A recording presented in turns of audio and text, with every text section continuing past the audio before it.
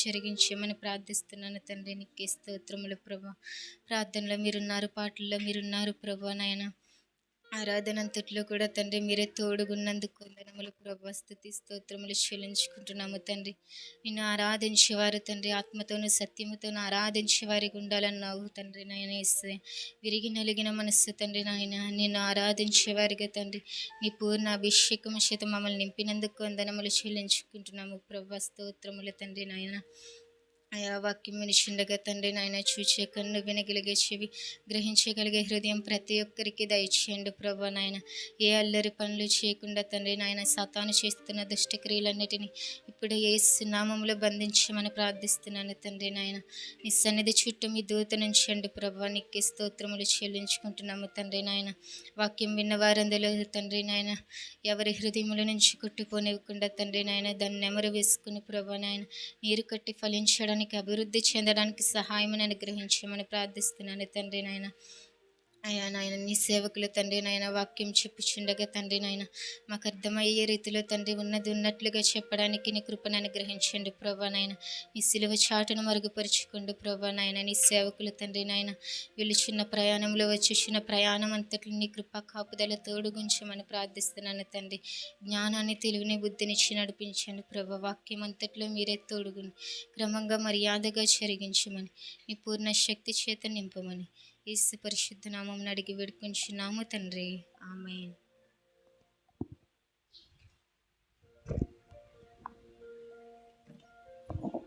Praise praise.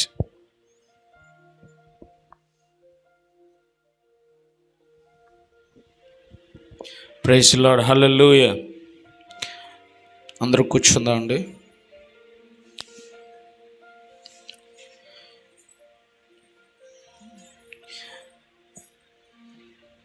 గతించిన వారం మరి ప్రభు కృపను బట్టి ప్రభు పరిచర్లో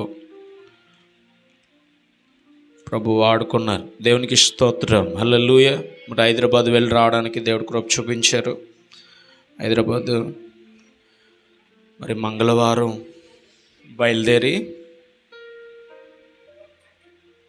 బయలుదేరి మళ్ళీ శుక్రవారానికి నేను వచ్చాను. దేవుడు ఎంతో కృప చూపించారు నా ప్రయాణం విషయంలో. మీరు అందరూ ప్రార్థించినందుకు మీ అందరికీ ప్రత్యేకమైన వందనాలండి. హల్లెలూయా. దెన్ మరొక విషయం ఏంటంటే ఈ 18వ తారీఖున మరి సహోదరి అనుష విషయంలో మరి ఎంతో ప్రార్థన చేసాం. ఆ కుమార్తెకి మరి వివాహం నిశ్చయించబడ్డదే 18వ తారీఖున గుమ్మలూరు ప్రాంతంలో మరి వివాహం ఉంటుంది. వారు మీకు చెప్పమని ప్రత్యేకంగా చెప్పారు. ఈరోజు మళ్ళీ మీకు ప్రత్యేకంగా ఆహ్వానం చెప్తారు వాళ్ళు. అయితే మీరు మాత్రం సిద్ధపడండి. 18వ తారీఖున మరి గుమ్మలూరు ప్రాంతం మనం వెళ్ళాలి. అక్కడ వివాహం జరుగుతుంది, పరిశుద్ధ వివాహం. అక్కడ వివాహం అయిన తర్వాత మళ్ళీ తిరిగి మనం మధ్యాహ్నంకి వచ్చేస్తాం. హల్లెలూయా. అదొకటి హెచ్చరిక. తర్వాత ఈ రేపు రాత్రికి మనం ఆన్లైన్ ప్రేయర్ పెట్టేసుకుందాం. అలా పోస్ట్ పోన్ అయిపోయింది. రేపు రాత్రికి ఖచ్చితంగా మనం ఆన్లైన్ ప్రేయర్ జరిగించేద్దాం. రేపు లేదా ఎల్లుండు లోపల మనం ఆన్లైన్ ప్రేయర్ పెట్టుకోవడానికి ప్రయత్నం చేసేద్దాం. అదొక సమస్య కదా.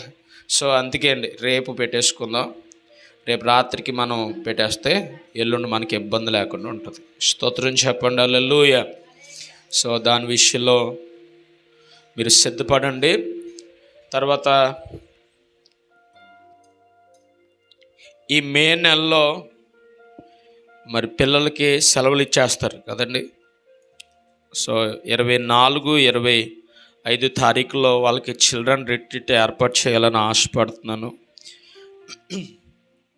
2 రోజులు మరి దేవుని కృప అయితే మరి పిల్లలందరూ కూడా దాంట్లో పాలు భాగస్వాములు అవ్వాలని ప్రార్థన చేయండి. ఆ విషయంలో మీరు నాతో కలిసి మీరు ప్రార్థన చేయండి. ఈ నెలలో మరి జరగవలసిన ఆన్లైన్ ప్రేయర్ కోసం తర్వాత 24, 25 దేవుడు కృప అయితే ఖచ్చితంగా అని నేను చెప్పడం లేదు. దేవుని కృప అయితే అందరూ పిల్లలు ఉంటే నేను ఆ రోజు పెడతాను, లేకపోతే మళ్ళీ పోస్ట్ పోన్ అవుతుంది. అది హల్లెలూయా.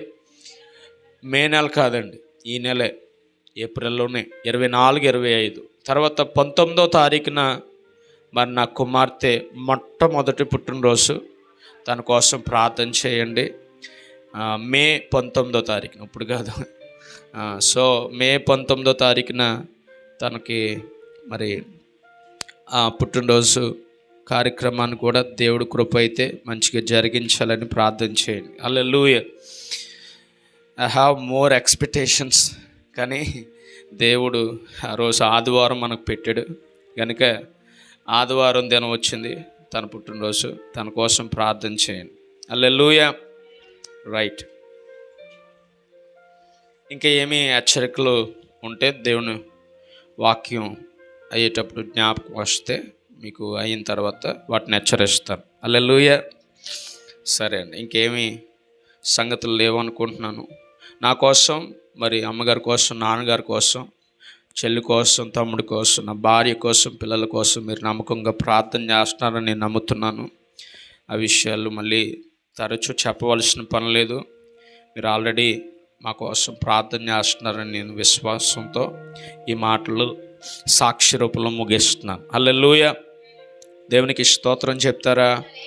యెహోషువ 2వ అధ్యాయము మనం ఈ రాహాబు కోసం ధ్యానం చేసుకుంటున్నాం. మళ్ళీ కొద్దిగా మధ్యలో మరి పునరుద్ధానపు ఆరాధన,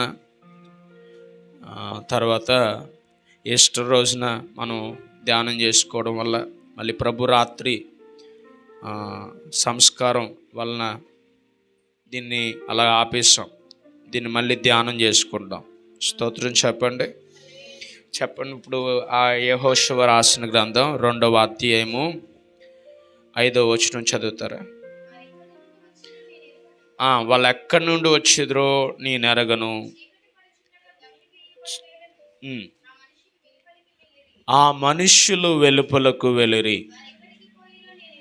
వారు ఎక్కడికి పోయారో నాకు తెలీదు. మీరు శీఘ్రంగా వాడిని తరిమితే మీరు ఏం చేస్తారు? పట్టుకుంటారు.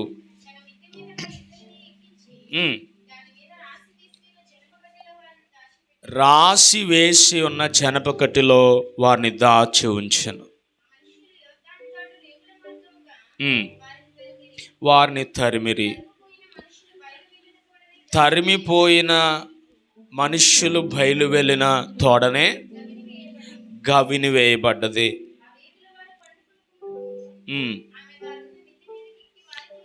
ఇట్లా నేను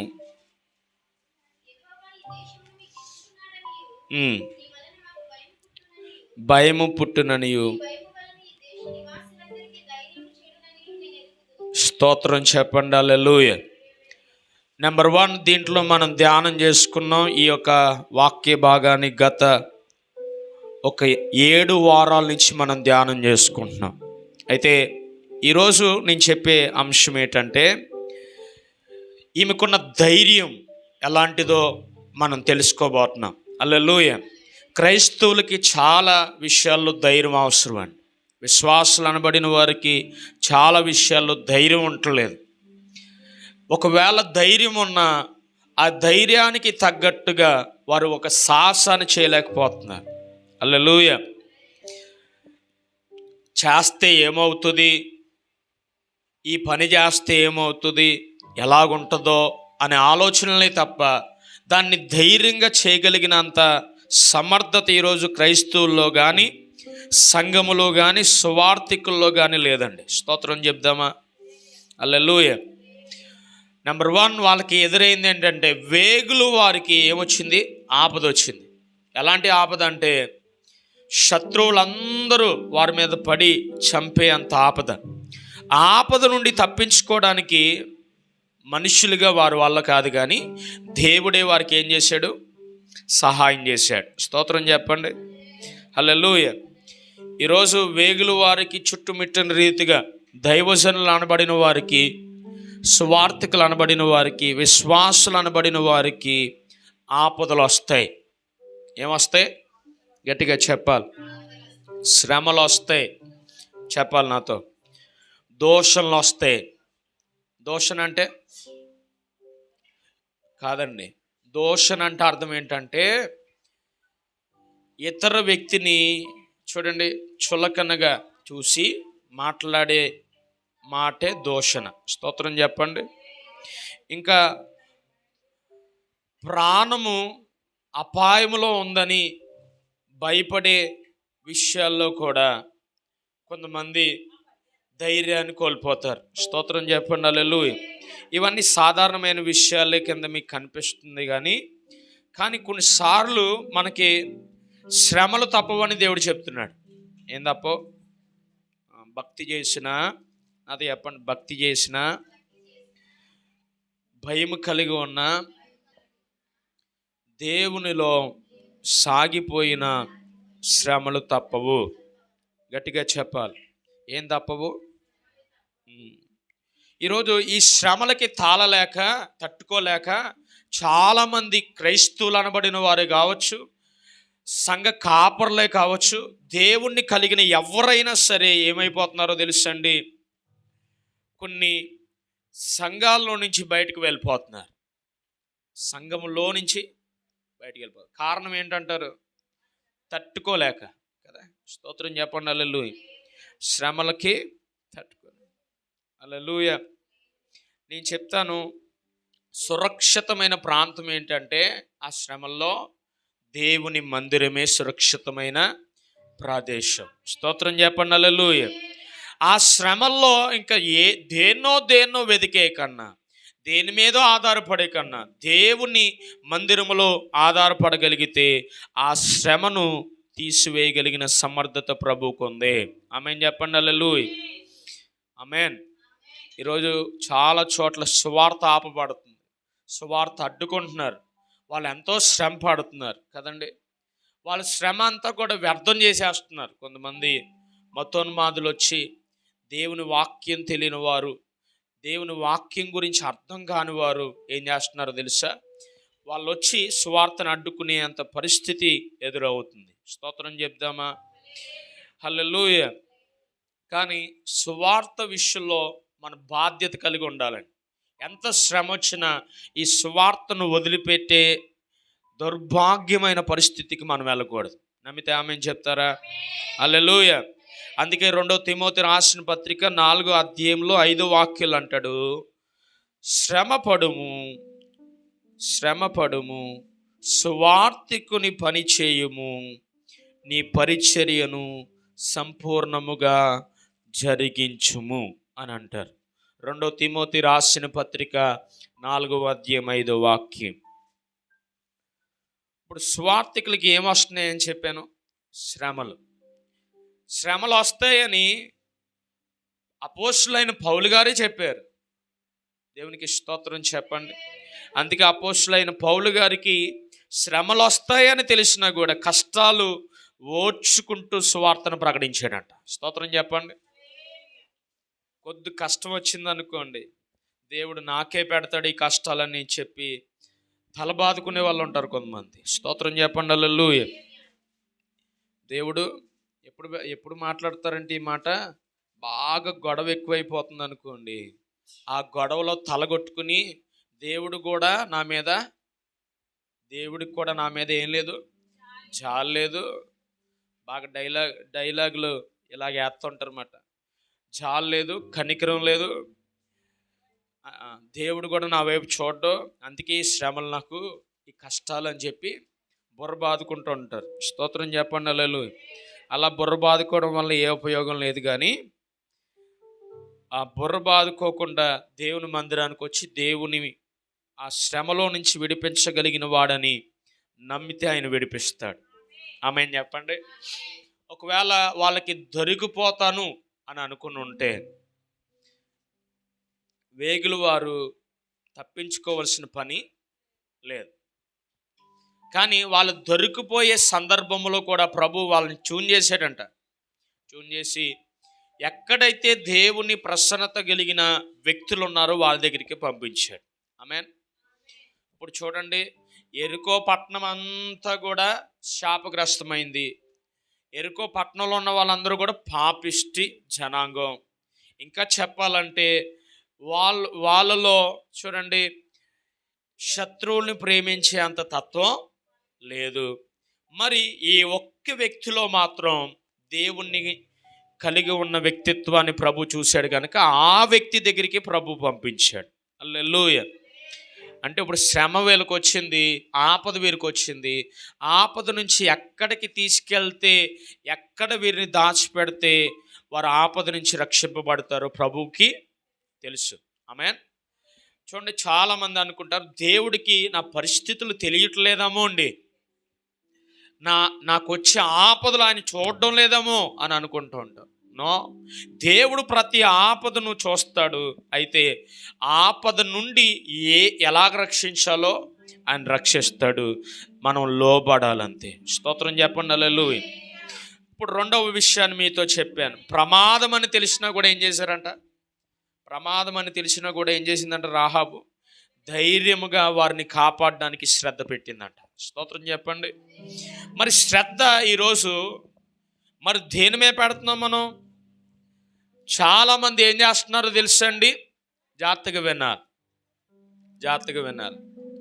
అమ్మప్పుడు వారిని కాపాడడం ఈవిడి పన, లేకపోతే వాళ్ళ పన? వాళ్ళు కాపాడబడితే ఎవరికి కలిసి వస్తుంది చెప్పాలి? ఎవరికి కలిసి వస్తుంది? ఆ వేగులు వారే కదా, వేగులు వారికి కలిసి వస్తుంది. మరి ఈ స్త్రీకి ఏమైనా కలిసి వస్తుందా? ఏమీ రాదు. ఇప్పుడు నేను అంటాను, చాలా జాగ్రత్తగా వినాలి, ఇది ఆమె సొంత కార్యం కాదు. ఎవరో మన భాషలో చెప్పుకోవాలంటే వాళ్ళ కార్యం. స్తోత్రం చెప్పండి. హల్లెలూయా. బాగా అర్థం చేసుకోవాలండి.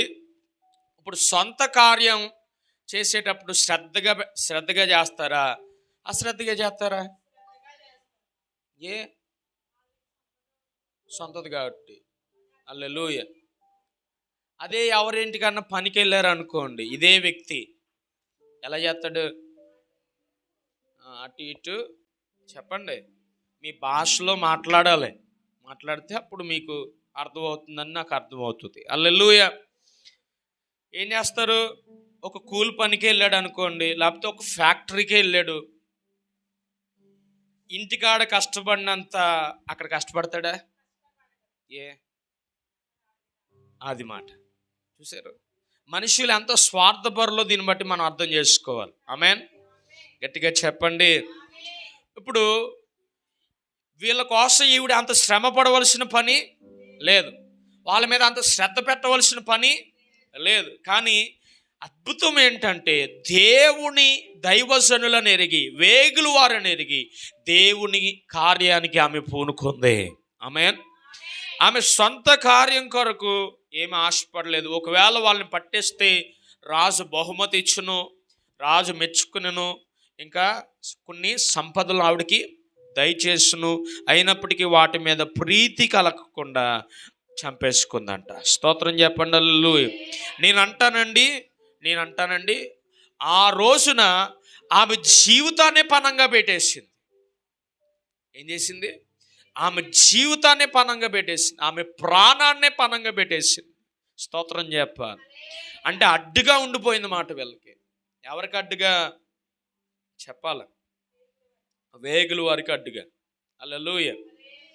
మనకి ఏమైనా ఇంట్లో కార్యం జరగాలనుకోండి, ఆ కార్యానికి అడ్డుగా నుంచుంటాం మనం కదా, చెప్పరే మీరు? ఆ కార్యానికి అడ్డుగా నుంచుంటారు. కానీ దేవుని కార్యానికి, హల్లెలూయా, ఇది జరగాలనే ఉద్దేశం ఎవరికే ఉండదు. స్తోత్రం చెప్పండి. హల్లెలూయా. ఇప్పుడు బాగా అర్థం చేసుకోవాలి. ఇప్పుడు శ్రద్ధ, వాక్యులు అంటాడు, మీ సొంత కార్యములనే మీరు జరిగించుకుంటున్నారు కానీ యేసుక్రీస్తు కార్యములను మీరు చూడటం లేదు అని అంటారు ఆయన. ఫిలిప్పీయులకు రాసిన పత్రిక 2వ అధ్యాయము 21వ లేఖన భాగంలో మనం చదవగలిగితే, అందరూ తమ సొంత కార్యములే చూచుకొనుచున్నారు కానీ యేసుక్రీస్తు కార్యములను చూడటం లేదు అని అంటున్నాడు.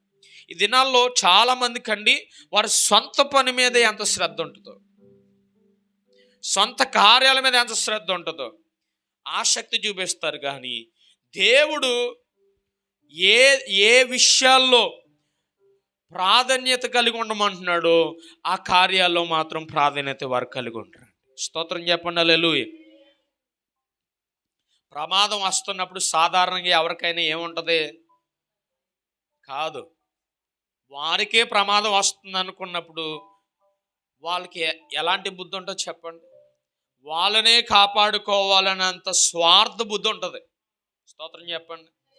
ఫర్ ఎగ్జాంపుల్, ఇక్కడికి పాము వచ్చేసింది అనుకో, హల్లెలూయా, నేనమ్మ వాక్యం చెప్పుకుంటున్నాను, మీరు ఆ పాముని చూసి ఏం చేస్తారు? మిమ్మల్ని మీరు కాపాడుకోవాలని పోతారు. కానీ ఆ పాము ఏం చేస్తుంది? డైరెక్ట్గా వచ్చి ఎవరిని కాటేస్తుంది? ఆ ప్రమాదం ఎవడో ఊహించలేడు కదా. స్తోత్రం చెప్పండి హల్లెలూయా. ఇప్పుడు బాగా అర్థం చేసుకోవడానికి ఈ మాట చెప్తున్నాను. ఎందుకనంటే స్వార్థం కదా. నేను రక్షింపబడాలంటే నేను రక్షింపబడాలి. స్తోత్రం చెప్పండి హల్లెలూయా. అలాంటి స్వార్థ బుద్ధి మనలో ఉంటుంది. అయితే ఈమె స్వార్థం లేని దానిగా కనిపిస్తుంది ఈ వాక్యంలో. ఆమేన్. రాహాబు లాంటి వ్యక్తులు నిజంగా యేసు ప్రభుల వారి కార్యాలని చేయగలిగిన వారని నేను చెప్తాను, ఎలాంటి స్వభావం ఉంటే. స్తోత్రం చెప్పండి. ఈరోజు ప్రజల స్వభావం ఎలా ఉందంటే, విశ్వాసుల స్వభావం, సేవకుల స్వభావం ఎలా ఉందంటే, వారి సొంత కార్యాలు, వారి సొంత పనులే చేసుకుంటున్నారు. కానీ దేవుని కార్యాన్ని చేసే వాళ్ళు ఎవరు లేరండి ఈరోజు. హల్లెలూయా. అలా లేని పక్షంగా ఉంటే కనుక నేను అంటాను, రాహాబు కంటే నువ్వు శ్రేష్ఠుడువేమి కాదు. రాహాబులో ఉన్న స్వభావం నీలో లేదు కనుక రాహాబు కన్నా భయంకరమైన ఆ యొక్క జీవితంలో నువ్వు జీవించేస్తున్నావని నేను చెప్తాను. స్తోత్రం చెప్పాలి హల్లెలూయా. ఇక్కడ బాగా అర్థం చేసుకోవాలి. స్వార్థపూరితంగా ఆమెను కాపాడుకోవాలనే ఆలోచన ఆమెకి లేదు, వారిని కాపాడాలనే ఆలోచన ఆమెలో కలిగింది. కారణం ఏంటంటే ఆమె సొంత కార్యాల వైపు చూడలేదు, యేసు ప్రభులు వారి కార్యముల వైపు ఆమె చూడగలిగింది. స్తోత్రం చెప్పండి. ఫిలిప్పీయులకు రాసిన పత్రిక 2వ అధ్యాయము, అదే 2వ అధ్యాయము 6 నుంచి 11 వాక్యాలు చదువుకోండి. ఇంటికి పోయి అక్కడ రాయబడి ఉంటుంది, ఇతరుల పట్ల రాహాబు మాదిరిగా దయతో జీవించినట్లుగా మనం కూడా దయతో జీవించాలి. స్తోత్రం చెప్పండి హల్లెలూయా. వ్యక్తిగత ప్రయోజనాల కొరకు మనం దృష్టి పెట్టకూడదు, కానీ అలాగే జీవితాలను గడిపేయకూడదు. కానీ దేవుని పనికి ముందుగా మనం ఏం చేయాలి? పని జరిగించాలి. ఆమేన్ చెప్పండి హల్లెలూయా. ఆమేన్. ఈరోజు దేవుని పనికి అంటే ముందుకు రారండి ఎవరు కూడా. దేవుని పరిచర్య అంటే ఎవరు ముందుకు రావట్లేదు. హల్లెలూయా.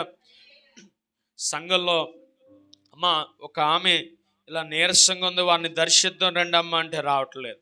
స్వార్థ చేద్దాం రండి అమ్మ అంటే రావట్లేదు. హల్లెలూయా. నేనంటాను వీరిలో ఏ కార్యాలు ఉన్నాయో తెలుసా? సొంత కార్యాలు ఉన్నాయి. స్తోత్రం చెప్పాలి హల్లెలూయా. ఏ కార్యాలమ్మా? సొంత కార్యాలు. అందుకే యోహాను రాసిన సువార్తలో 16వ అధ్యాయంలో 33వ వాక్యంలో ప్రభు ఎలా సెలవిస్తున్నారు, చదవండి.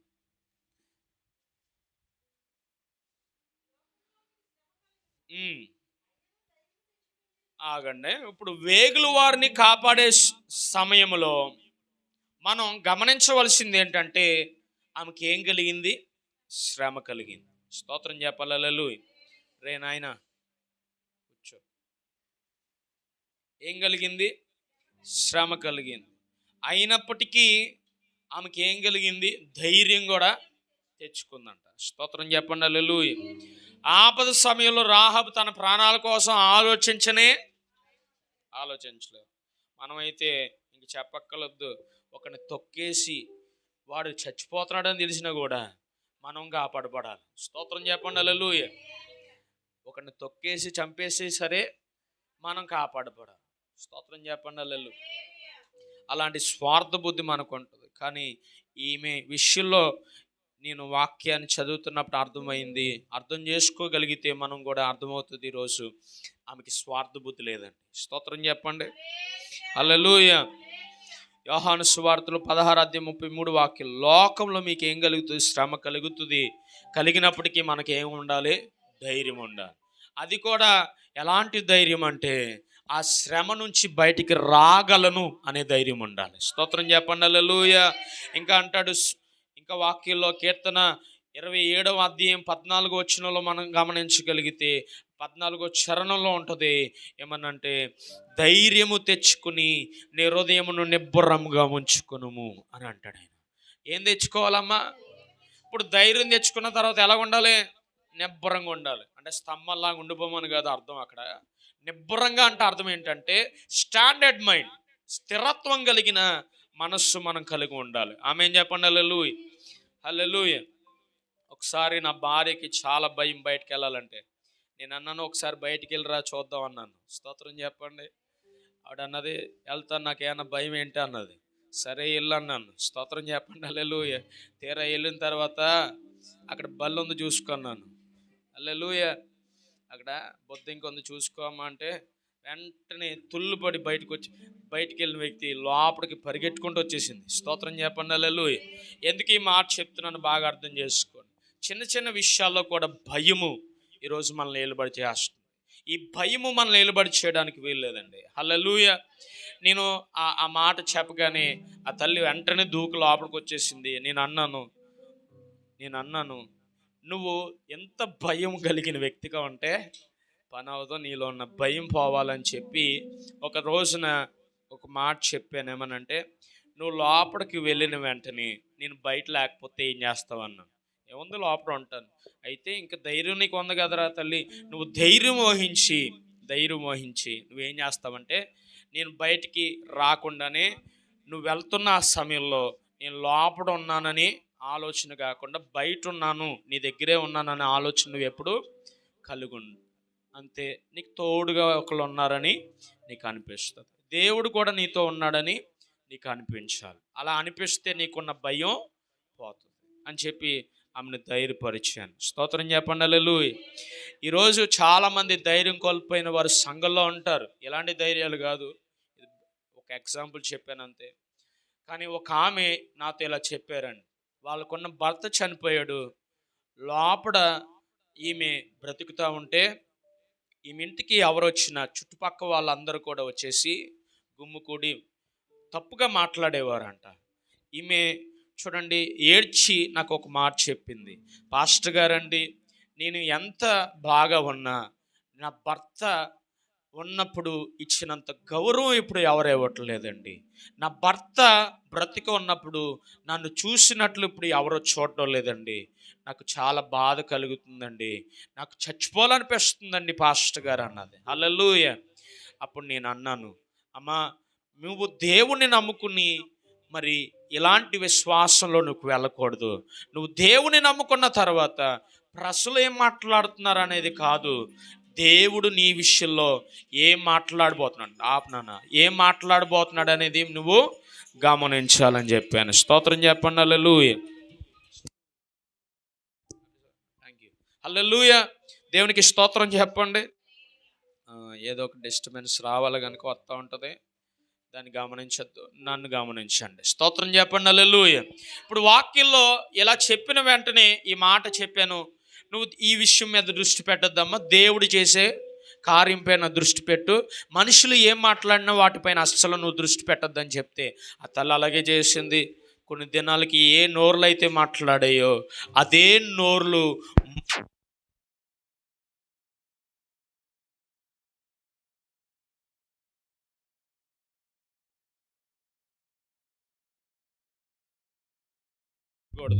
దేవుడు ఎలాగ కార్యం చేయబోతున్నాడని చూడాలి. ఆమేన్ చెప్పండి హల్లెలూయా.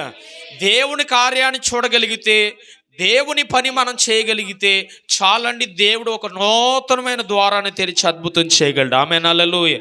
అందుకే నేను అంటాను, దిగులు పడిపోకూడదు ఏ విషయంలో కూడా. అయ్య బాబోయ్, ఇది ఏమైపోతానో, నేను నా పరిస్థితి ఏమైపోతుందో, ఎంతమంది ఎంత అలాగా అనుకుంటున్నారు నా కోసం అని చెప్పి డిప్రెషన్లోకి వెళ్ళిపోకూడదు, ఒత్తిడి తెచ్చుకోకూడదు. వెంటనే ఏం చేయాలో తెలుసా? దిగులు పడకుండా నువ్వు నాతో వచ్చేవాడువు అని చెప్పాలి. ఆమేన్. నువ్వు నాతో ఉన్నవాడు యేసయ్యా, నేను ఎందుకు ఈ దిగులు నాలో ఉండాలి అని చెప్పి తీసుకోగలిగిన జ్ఞానం మనకు ఉండాలి. అందుకే ద్వితీయోపదేశ కాండంలో 31వ వాక్యంలో 31వ అధ్యాయంలో 5వ వచనంలో ఇలా చెప్తారు, నేను మీకు ఆజ్ఞాపించిన దానిని అంతటిని బట్టి మీరు వారికి చేయనట్లు యెహోవాని చేతికి వారిని అప్పగించును. నిబ్బరము కలిగి ధైర్యముగా నుండుడి, భయపడకుడి. ఈ మాట బాగా చదవాలి. 6వ వచనం, భయపడకుడి, వారిని చూచి దిగులు పడకండి, నేను మీతో కూడా వచ్చువాడు మీ దేవుడైన యెహోవాయే. హల్లెలూయా. ఆయన నిన్ను విడవడు, ఎడబాయడు. స్తోత్రం చెప్పండి. హల్లెలూయా. మనుషులు నిన్ను విడిచిపెట్టచ్చు, స్నేహితులు నిన్ను విడిచిపెట్టచ్చు, నీ భర్త కూడా నిన్ను విడిచిపెట్టచ్చు, నీ భార్య కూడా నేను విడిచిపెట్టచ్చు, నీ పిల్లలు కూడా నేను విడిచిపెట్టచ్చు, కానీ దేవుడు నేను విడిచిపెట్టడు అనే సంగతి మర్చిపోవద్దు. స్తోత్రం చెప్పండి. హల్లెలూయా. అందుకే మనకేం ఉండకూడదు, దిగులు ఉండకూడదు. స్తోత్రం చెప్పండి. హల్లెలూయా. ఒక తల్లి, నేను ఎలాగే వాక్యం చెప్తున్నాను, వాక్యం చెప్తా ఉంటే ఒక తల్లి అలా కూర్చుంది, చాలా దిగులుతో ఉంది. నేను అనుకుంటున్నాను ఏమనంటే, ప్రభువా ఈ దిగులంతా వాక్యం చెప్తున్నప్పుడే ఈమెలోంచి పోవాలి. నాకు అనిపిస్తుంది నా హృదయంలో. నేను చూస్తున్నాను ఆ తల్లిని, చూస్తున్నప్పుడే ఆ తల్లి హృదయాన్ని నేను అర్థం చేసుకుంటున్నాను. చాలా దిగులుతో కూర్చుంది, చాలా వేదంతో కూర్చుంది. ప్రభువా ఈ కుమార్తెతో నువ్వు మాట్లాడు ప్రభువా అని చెప్పి నా లోపల నా విజ్ఞాపం చేస్తున్నాను. ఒక పక్క వాక్యం మాట్లాడుతున్నాను. ఇలా విజ్ఞాపం చేస్తూ వాక్యం మాట్లాడుతున్నప్పుడు ఆ తల్లి హృదయం తెరబడ్డది. ప్రార్థన అంతా అయిపోయింది. అయిపోయిన తర్వాత ఏడుస్తుంది, కన్నీరు కారుస్తూ ప్రార్థన చేస్తుంది. నేను ఆల్టర్ కాల్ ఇచ్చేటప్పుడు, నువ్వు దిగులు పడద్దు, దేవుడు ధైర్యం వహించమని చెప్తున్నాడు అనే ఒక ప్రవచనం ఆమె గురించి దేవుడు మాట్లాడారు. దేవునికి స్తోత్రం చెప్పండి. హల్లెలూయా. అలా మాట్లాడిన వెంటనే ఆమె బోర్నే ఏడుస్తుంది. నాకు అర్థం కాలే, ఏమైందమ్మా అని అడిగితే, వాక్యం నాతో మాట్లాడిందండి, ఆ వాక్యం నన్ను పట్టుకుంది, నేను చాలా దిగులుతో వచ్చాను, నన్ను ఎవరో చూడడం లేదు అని అనుకున్నాను, కానీ దేవుడు నన్ను చూస్తున్నాడని ఈరోజు వాక్యం ద్వారా నేను గ్రహించానండి, మీ ప్రవచనం ద్వారా నేను గ్రహించానండి. అది కూడా వాక్యానుసారమైన ప్రవచనం నాతో మాట్లాడారు, ఈ ప్రవచనం నన్ను తాకింది అని అన్నది. హల్లెలూయా. ఆ యొక్క కుమార్తె అలా చెప్పగానే నేను అనుకున్నాను, దేవుడు మాట్లాడువాడు కదా, ఎంతమందితో ఆయన మాట్లాడాలనుకుంటున్నాడు అంతమందితో ఖచ్చితంగా మాట్లాడతాడు ఆయన. స్తోత్రం చెప్పండి. కానీ ఈరోజు సంఘానికి వచ్చే వాళ్ళు ఎలా వస్తున్నారో తెలుసా అండి, ఏదో ఆచరించుకోవాలని, లేకపోతే పాస్టర్ గారు ఏమన్నా అనుకుంటారేమో అని వస్తున్నారు. కానీ నేను అంటాను, దేవుని వాక్యం వినాలని శ్రద్ధతో వస్తే దేవుడు నీతో ఖచ్చితంగా ఏదో ఒక మాట మాట్లాడతారు. నమ్మితే ఆమేన్ చెప్దామా? హల్లెలూయా. అదే ధైర్యంతో దేవుని మందిరానికి రావాలి. ఆమేన్. యెహోషువ అంటాడు కదా, భయపడకండి మీరు ఎవరు కూడా. ఏమంటున్నాడు యెహోషువ? ఏమంటున్నాడు యెహోషువ భక్తుడు? ఏమంటున్నాడు? 10వ అధ్యాయం 25 వాక్యం, యెహోషువ రాసిన గ్రంథములో 10వ అధ్యాయం 25 వాక్యంలో అంటాడు, అప్పుడు యెహోషువ వారితో, మీరు భయపడకుడి, జడియుకుడి, దృఢత్వం వహించండి, ధైర్యంగా ఉండండి, మీరు ఎవరితో యుద్ధం చేయుదురో ఆ శత్రువులందరికీ యెహోవా వీరికి చేసినట్లు చేయనున్నాడు. స్తోత్రం చెప్పండి. హల్లెలూయా. అప్పటికి ఇశ్రాయేలు ప్రజలు చాలా మంది కోల్పోయారు, చాలా మంది నాశనం అయిపోయారు. చాలా జాగ్రత్తగా వినాలి, చచ్చిపోయారంట. అలా చచ్చిపోయిన వారుగా ఉన్నప్పుడు, ఆ యుద్ధంలో ఓడిపోయిన వారుగా ఉన్నప్పుడు, ఇదిగో మీరు ఓడిపోయారని ఏం భయపడొద్దు. ఒక దినాన్ని ప్రభు మనకి ఏం చేయబోతున్నాడు? శత్రువులందరినీ మన చేతికి అప్పగించిపోతున్నాడు. That's the greatness. నేను అంటాను, ఎంత కోల్పోయినా సరే, ఎంత పడిపోయినా సరే, యుద్ధంలో గెలవలేని స్థితి వరకు వచ్చినా సరే, యెహోషువలో ఉన్న ఒక నిబద్ధత ఏంటో తెలుసండి, ఒక నాయకుడికి ఉండవలసిన స్వభావం ఆయనలో ఉంది. ఆయన అంటాడు ఏమనో తెలుసా? మీరు భయపడద్దు. స్తోత్రం చెప్పండి. హల్లెలూయా. ఏమైనా శ్రమ వస్తే చాలు భయపడిపోతాం, ఆర్థిక ఇబ్బంది వస్తే చాలు భయపడిపోతారు. హల్లెలూయా. ఎవరన్నా తిడుతున్నారంటే చాలు భయపడిపోతాం, గద్దిస్తున్నారంటే చాలు భయపడిపోతాం. నేను అంటానండి, దేవుని వాక్యానికి తప్ప దేనికి భయపడవలసిన పని లేదు. ఆమేన్. హల్లెలూయా. గట్టిగా ఆమేన్ చెప్తారా? హల్లెలూయా. ఇప్పుడు జడియకుడి, భయపడకుడి అని చెప్పిన ఆ మాట వినగానే ఇశ్రాయేల్లో ఒక నూతన ఉద్యమం వచ్చిందంట. ఆ ఉద్యమంతోనంటండి, ఆ కింద వాక్యాలు మీరు చదువుకుంటా పోతే, వారు యుద్ధమును చేయడానికి వెళ్ళినప్పుడు శత్రువులు వారి చేతికి అప్పగించేసాడంట దేవుడు. స్తోత్రం చెప్పండి. శత్రువులను ఏం చేశాడంటమ్మా? ఒకళ్ళు నోరు వేసుకుని పడిపోతున్నారని మనం నోరేసి మళ్ళీ అది మాట, వాళ్ళు మనల్ని కొట్టడానికి వస్తున్నారని చెప్పి మనం తిరిగి 2 దెబ్బలు ఎక్స్ట్రా కొట్టకూడదు. స్తోత్రం చెప్పండి హల్లెలూయా. నువ్వు మౌనంగా ఉండాలి. ఆమేన్. నిశ్శబ్దంగా ఉండాలి. ఆమేన్ హల్లెలూయా. వాళ్ళు తిడుతున్నప్పటికీ నువ్వేం చేయాలి? ఆ, తిడుతున్న వారిని అలా చూడాలన్నమాట. నువ్వేదో పండగ చూసినట్టు చూడాలి. ఎలాగా? పండగ. చూడండి, ఒక పండగ జరిగేటప్పుడు ఎంత ఉల్లాసంగా సంతోషంగా చూస్తామో వారిని అలా చూస్తూ ఉంటే ఈడేట్రా బాబు, ఆ, తిడతా ఉంటే నవ్వుతాడేటి అని చెప్పి వాడు ఏం చేస్తాడు చెప్పాలా? ఏం చేస్తాడు? అలా చూసి తిట్టడం గుడ్ నాన్న తిట్టడం మానేసి ఏం చేస్తాడు? పోతాడు. స్తోత్రం చెప్పండి హల్లెలూయా. నా నోరు నొప్పిడికి ఏంటి నోరు నొప్పి ఇన్ని తిట్టడం కూడా అని చెప్పి విసుకొచ్చి వాడే తిట్టి తిట్టి వెళ్ళిపోతాడు. స్తోత్రం చెప్పండి హల్లెలూయా. ఇప్పుడు నేను అంటాను యుద్ధం చేసేవాడు దేవుడా మనమా? దేవుడే. నేను ఇంకో మాట కూడా చెప్తాను, యుద్ధం చేసేవాళ్ళు మనమే కానీ సహాయం చేసేవాడు ఆమేన్. స్తోత్రం చెప్పండి. యుద్ధం చేసేది ఎవరో? మనమే. హల్లెలూయా. యుద్ధ పరికరాలు ఇచ్చేవాడు ఆయన. యుద్ధం ఎలా చేయాలో నేర్పించేవాడు ఆయన. యుద్ధాన్ని గెలిపించేవాడు కూడా ఆయనే. ఆమేన్ హల్లెలూయా. ఎవరి ఆయన? అది మాట. స్తోత్రం చెప్పండి హల్లెలూయా. యేసు ప్రభుల వారు ఈ యుద్ధాల్లోంచి గెలిపించే దేవుడు. ఈ ఈ యొక్క యుద్ధాల్లో ఎన్ని వచ్చినా, సమస్యలు ఎన్ని వచ్చినా వాటినన్నిటిని భారం వేసి దేవుడికి అప్పగించాలి. ఆమేన్ హల్లెలూయా. శత్రువులను అప్పగింతానన్నవాడు అప్పగింతాడా? అప్పగించుడా? హల్లెలూయా. ఈరోజు చాలా జ్ఞానం లేదండి. ఏం లేదు, జ్ఞానం లేకనే చాలామంది నశిస్తున్నారని వాక్యం కూడా చెప్తుంది. హల్లెలూయా. కానీ వీళ్ళు వచ్చిన తర్వాత జ్ఞానయుక్తంగా ఆలోచించిందంట. ఎవరి కోసం? ఆ వేగుల వారి కోసం. స్తోత్రం చెప్పండి. ఒకసారి వాక్యం చదివితే మీకు ఒక విషయం మీకు అర్థమయ్యేలా చెప్తాను. శిష్యులందరూ కూడా, మార్కు సువార్త 6:49 వాక్యం, శిష్యులందరూ కూడా ఒక చోట నుండి మరొక చోటకి ప్రభు వెళ్ళమని చెప్పారు. వీళ్ళందరూ కూడా ఓడలోనికి ఎక్కారు, ఒక పడవలోనికి ఎక్కారు. ఎక్కి చాలా దూరం వెళ్ళిపోయారు సముద్రంలో. మధ్యలోనికి వెళ్ళిపోయిన తర్వాత సముద్రం ఎగిసి కొడుతుంది, తుఫాను రేగిపోయింది, చాలా భయంకరమైన చూడండి గాలి వేస్తుంది. వీళ్ళకి ఏమొచ్చిందంటే భయం వచ్చిందంట. ఏమొచ్చింది చెప్పాలి? లోపల యేసు ప్రభులు వారు కూడా ఉన్నారంట. ఎవరున్నారు? యేసు ప్రభులు వారు కూడా లోపల ఉన్నారు. స్తోత్రం చెప్పాలి. హల్లెలూయా. ఆయనేమో చక్కగా పడుకున్నాడు. ఏం చేశాడు ఆయన? చక్కగా వాళ్ళలో పడుకున్నాడు. ఆ పడవలో పడుకుంటే చాలా జాగ్రత్తగా వినాలి, చాలా జాగ్రత్తగా వినాలి. పడవలో పడుకున్న తర్వాత అక్కడున్న శిష్యులు లోపల కూర్చున్నారు. ఈ అలజడి అంతా అయిపోతుంది. ఈయన మాత్రం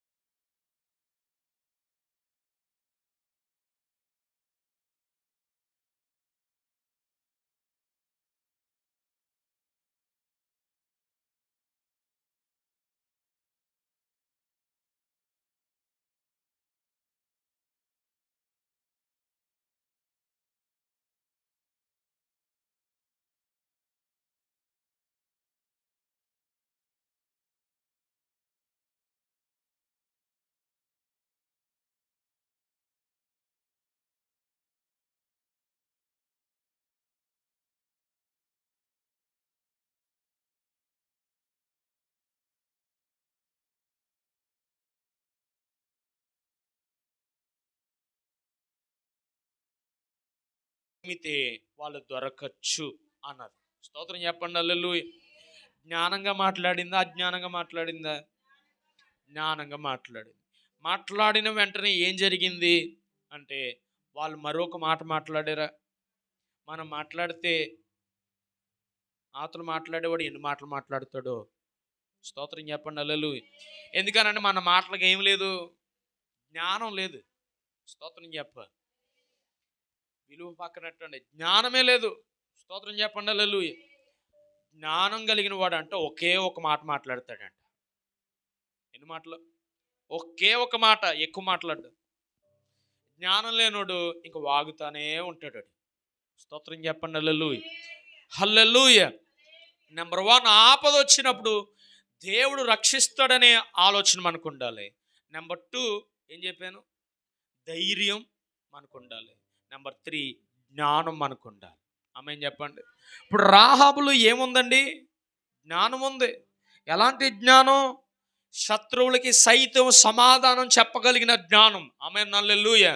ఈరోజు మన శత్రువులు వస్తే ఆ శత్రువులకి కలిగి వారిని చూసి మనం భయపడిపోయి జ్ఞానయుక్తంగా మాట్లాడలేని వ్యక్తులుగా ఉన్నాం అనుకోండి, మొత్తం వెళ్ళిపోతుంది. స్తోత్రం చెప్పండి హల్లెలూయా.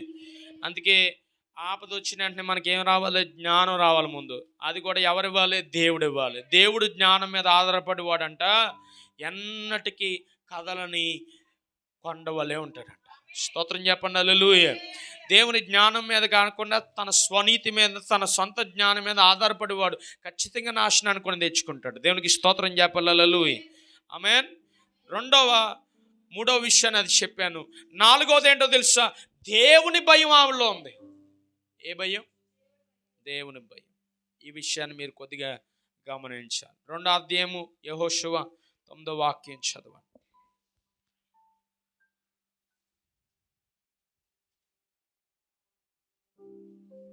2వ అధ్యాయము 9వ వాక్యం. యెహోవా ఈ దేశమును మీకు ఇచ్చుచున్నాడనియు, మీ వలన మాకు భయము పుట్టిననియు, మీ భయము వలన ఈ దేశ నివాసులందరికీ ధైర్యము చెడిననియు నేను ఎరిగెదను. స్తోత్రం చెప్పండి హల్లెలూయా. సామెతలు 14:26 వాక్యం చదువుతారా? 14:26 వాక్యం.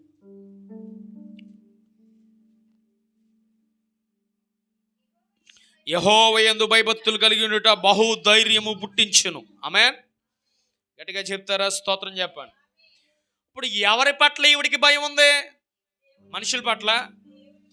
మనుషులు శత్రువులు వచ్చేసిన వాళ్ళకి భయపడ్డాలే. హల్లెలూయా. శత్రువులు మనల్ని చుట్టుముట్టారంటే ఎంత భయం వేస్తుందో మనకి. భయం వేస్తుందో? భయం మీద మీకు? హల్లెలూయా. ఖచ్చితంగా భయం వేస్తుంది. ఆ భయాన్ని బట్టి మనం ధైర్యాన్ని కోల్పోయే వాళ్ళగా ఉంటాయి. ఎలాంటి పరిస్థితి వస్తుంది? ఎలాంటి పరిస్థితి వస్తుంది చెప్పండి? ధైర్యాన్ని కోల్పోవడమే కాకుండా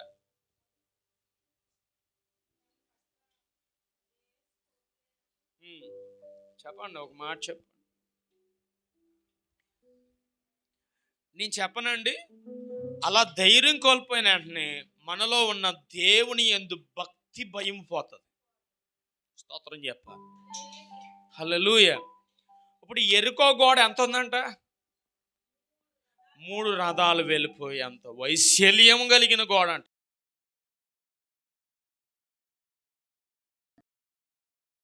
వాళ్ళకి ధైర్యం కోల్పోతారట.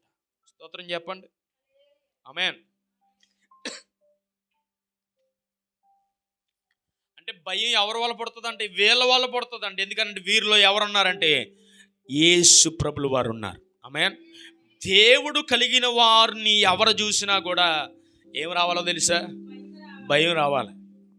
స్తోత్రం చెప్పండి. నేను యువత నాకేం భయం ఎత్తలేదు అన్నాడంటే ఇంక నీలో ఎవరు లేరు? దేవుడు లేడనమాట. స్తోత్రం చెప్పండి హల్లెలూయా. నేను చూస్తే ఏం రావాలి? భయం. ఇప్పుడు ఆ వేగుల వారిని చూసి ఎవరికి భయం వస్తుంది? రాహాబుకి భయం వస్తుంది.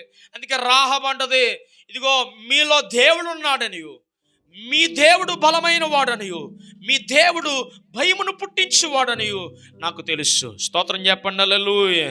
ఆమేన్ హల్లెలూయా. హల్లెలూయా. మీ వలన అన్నదా లేదా? మీ వలన భయము పుట్టుననియు అన్నదా లేదా? చెప్పండి.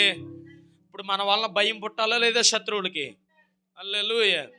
ఒకడు అంటాడు, శత్రువు గుండెల్లో పడుకుంటాను నేను. ఎక్కడ పడుకుంటాడు అంటే శత్రువు గుండెల్లో పడుకుంటాడు. నేను అంటే అంత భయం వాళ్ళకి. స్తోత్రం చెప్పండి హల్లెలూయా. హల్లెలూయా. ఎంత అతిశయమో చూసారా? కానీ మనం అతిశయించవలసింది దేవుని బట్టే. ఆమేన్ హల్లెలూయా. మన గురించి చెప్పేది ఎవరిని బట్టి చెప్తున్నారు? దేవుని బట్టి చెప్పాలి. ఇప్పుడు వారిలో ఎవరున్నారు? దేవుడు ఉన్నాడు. దేవుణ్ణి బట్టి రాహాబు అంటది, మీ వలన భయము మాకు పుట్టుచున్నది. స్తోత్రం చెప్పండి. హల్లెలూయా. ఆమేన్. మన జోలికి రావాలంటే ఒకటి మనలో భక్తి ఉండాలి, లేదా ఆ భక్తిని బట్టి వారికి భయం పడుతుంది. హల్లెలూయా. నువ్వు భక్తి చేయట్లేదు అనుకో, వారి జోలికి వెళ్ళాలనే ఆ యొక్క తీరిని ఎప్పుడూ తెచ్చుకుంటారు ఉంటాడు వాడు. స్తోత్రం చెప్పండి. నువ్వు ఒకవేళ భక్తి చేసావు అనుకో, నీ జోలికి వెళ్ళకూడదని ఆలోచన వరకు వస్తుంది. దానియేలు గురించి తెలియక పాపం అక్కడ ఉన్న రాజు ఏం చేశాడంటే, బబులోను సంస్థానంలో ఉన్న రాజుగారు ఏం చేశారంటే ఒక నియమాన్ని పెట్టాడు. ఏ నియమం కాదండి, ప్రార్థన ఎవరికి చేయాలని చెప్పాడు? రాజు అయిన నాకు తప్ప ఇంకెవరికి, ఆ ప్రతిమకి నమస్కారం తప్ప ఇంకెవరికే. ఇప్పుడు ఈ వార్త తెలిసినప్పుడు ఏమి రావాలి? ఈయనకి భయం రావాలి. గుడ్ నాన్న.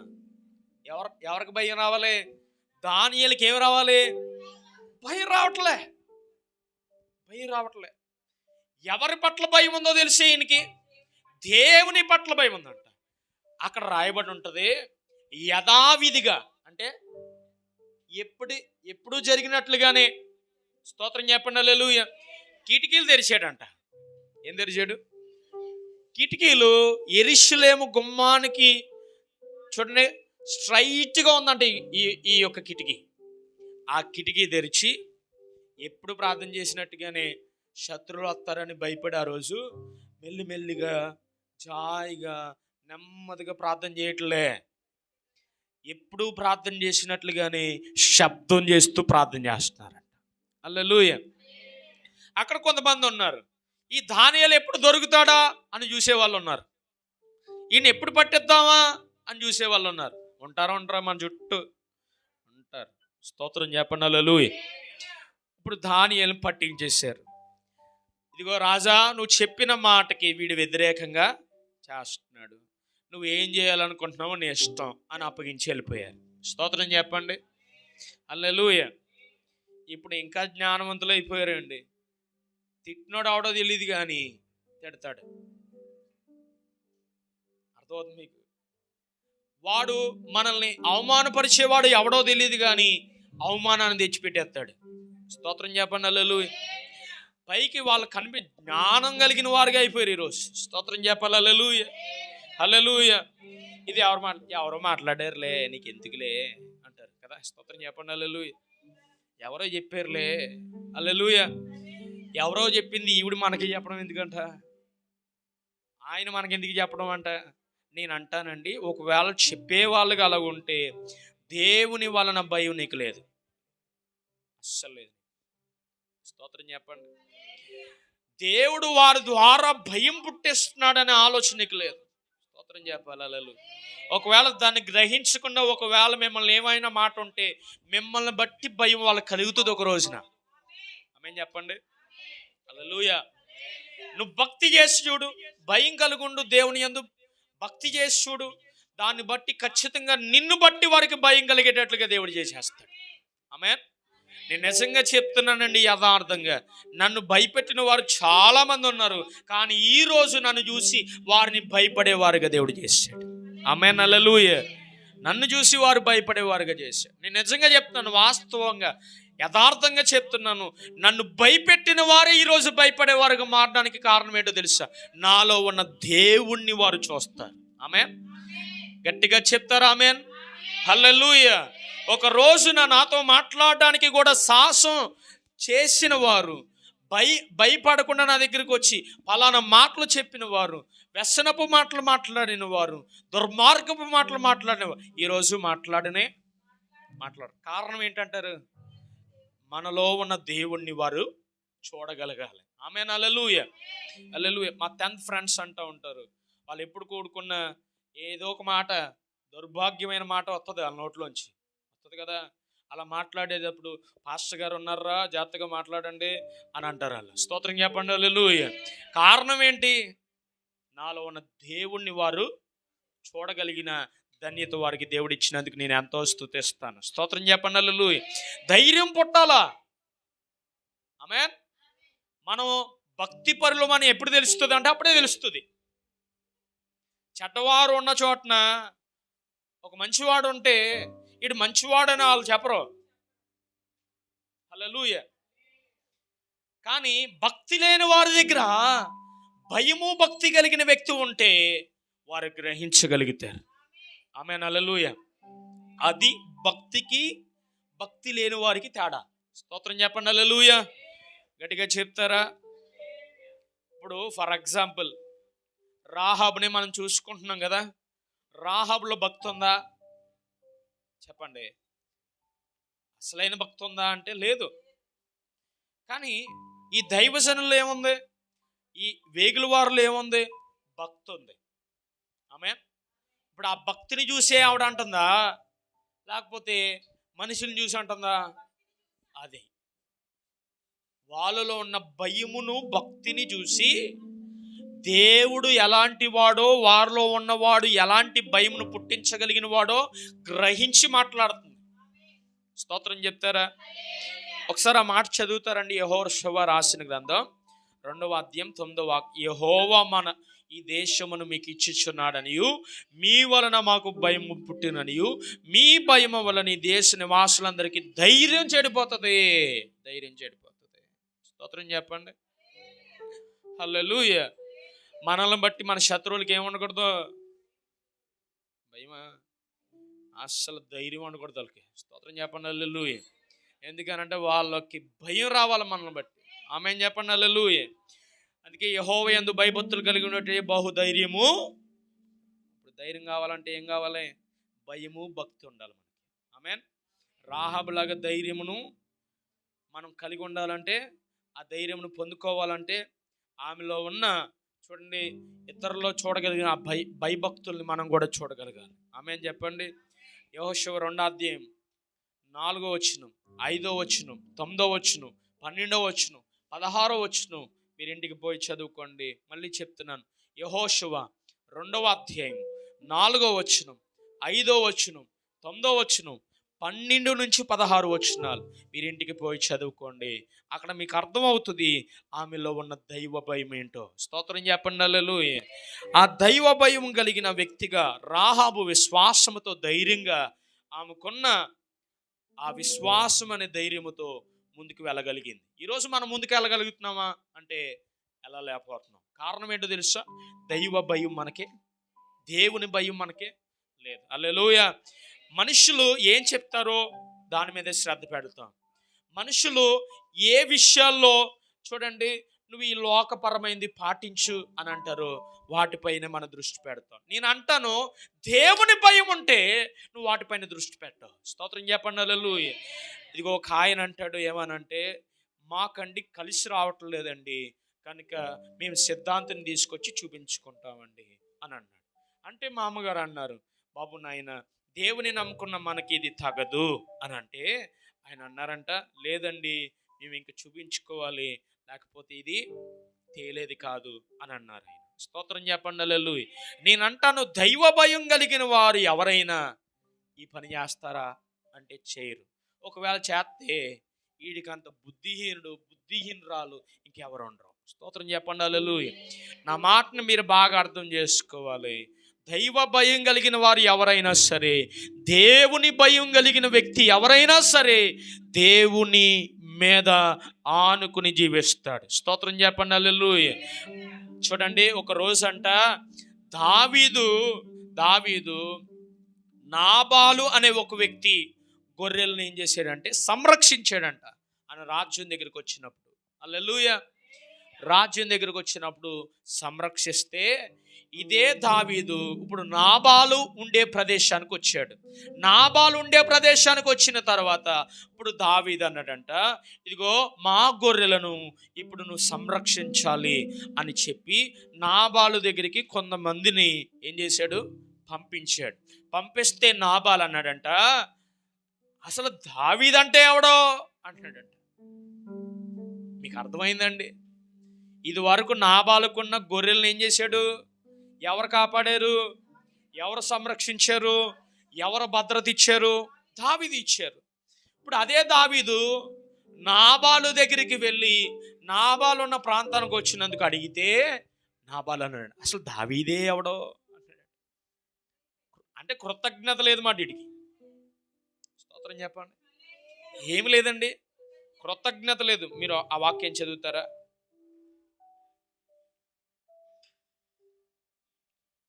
యెహోషువ గ్రంథం 10వ అధ్యాయము 27వ వాక్యం తీసించుకోండి.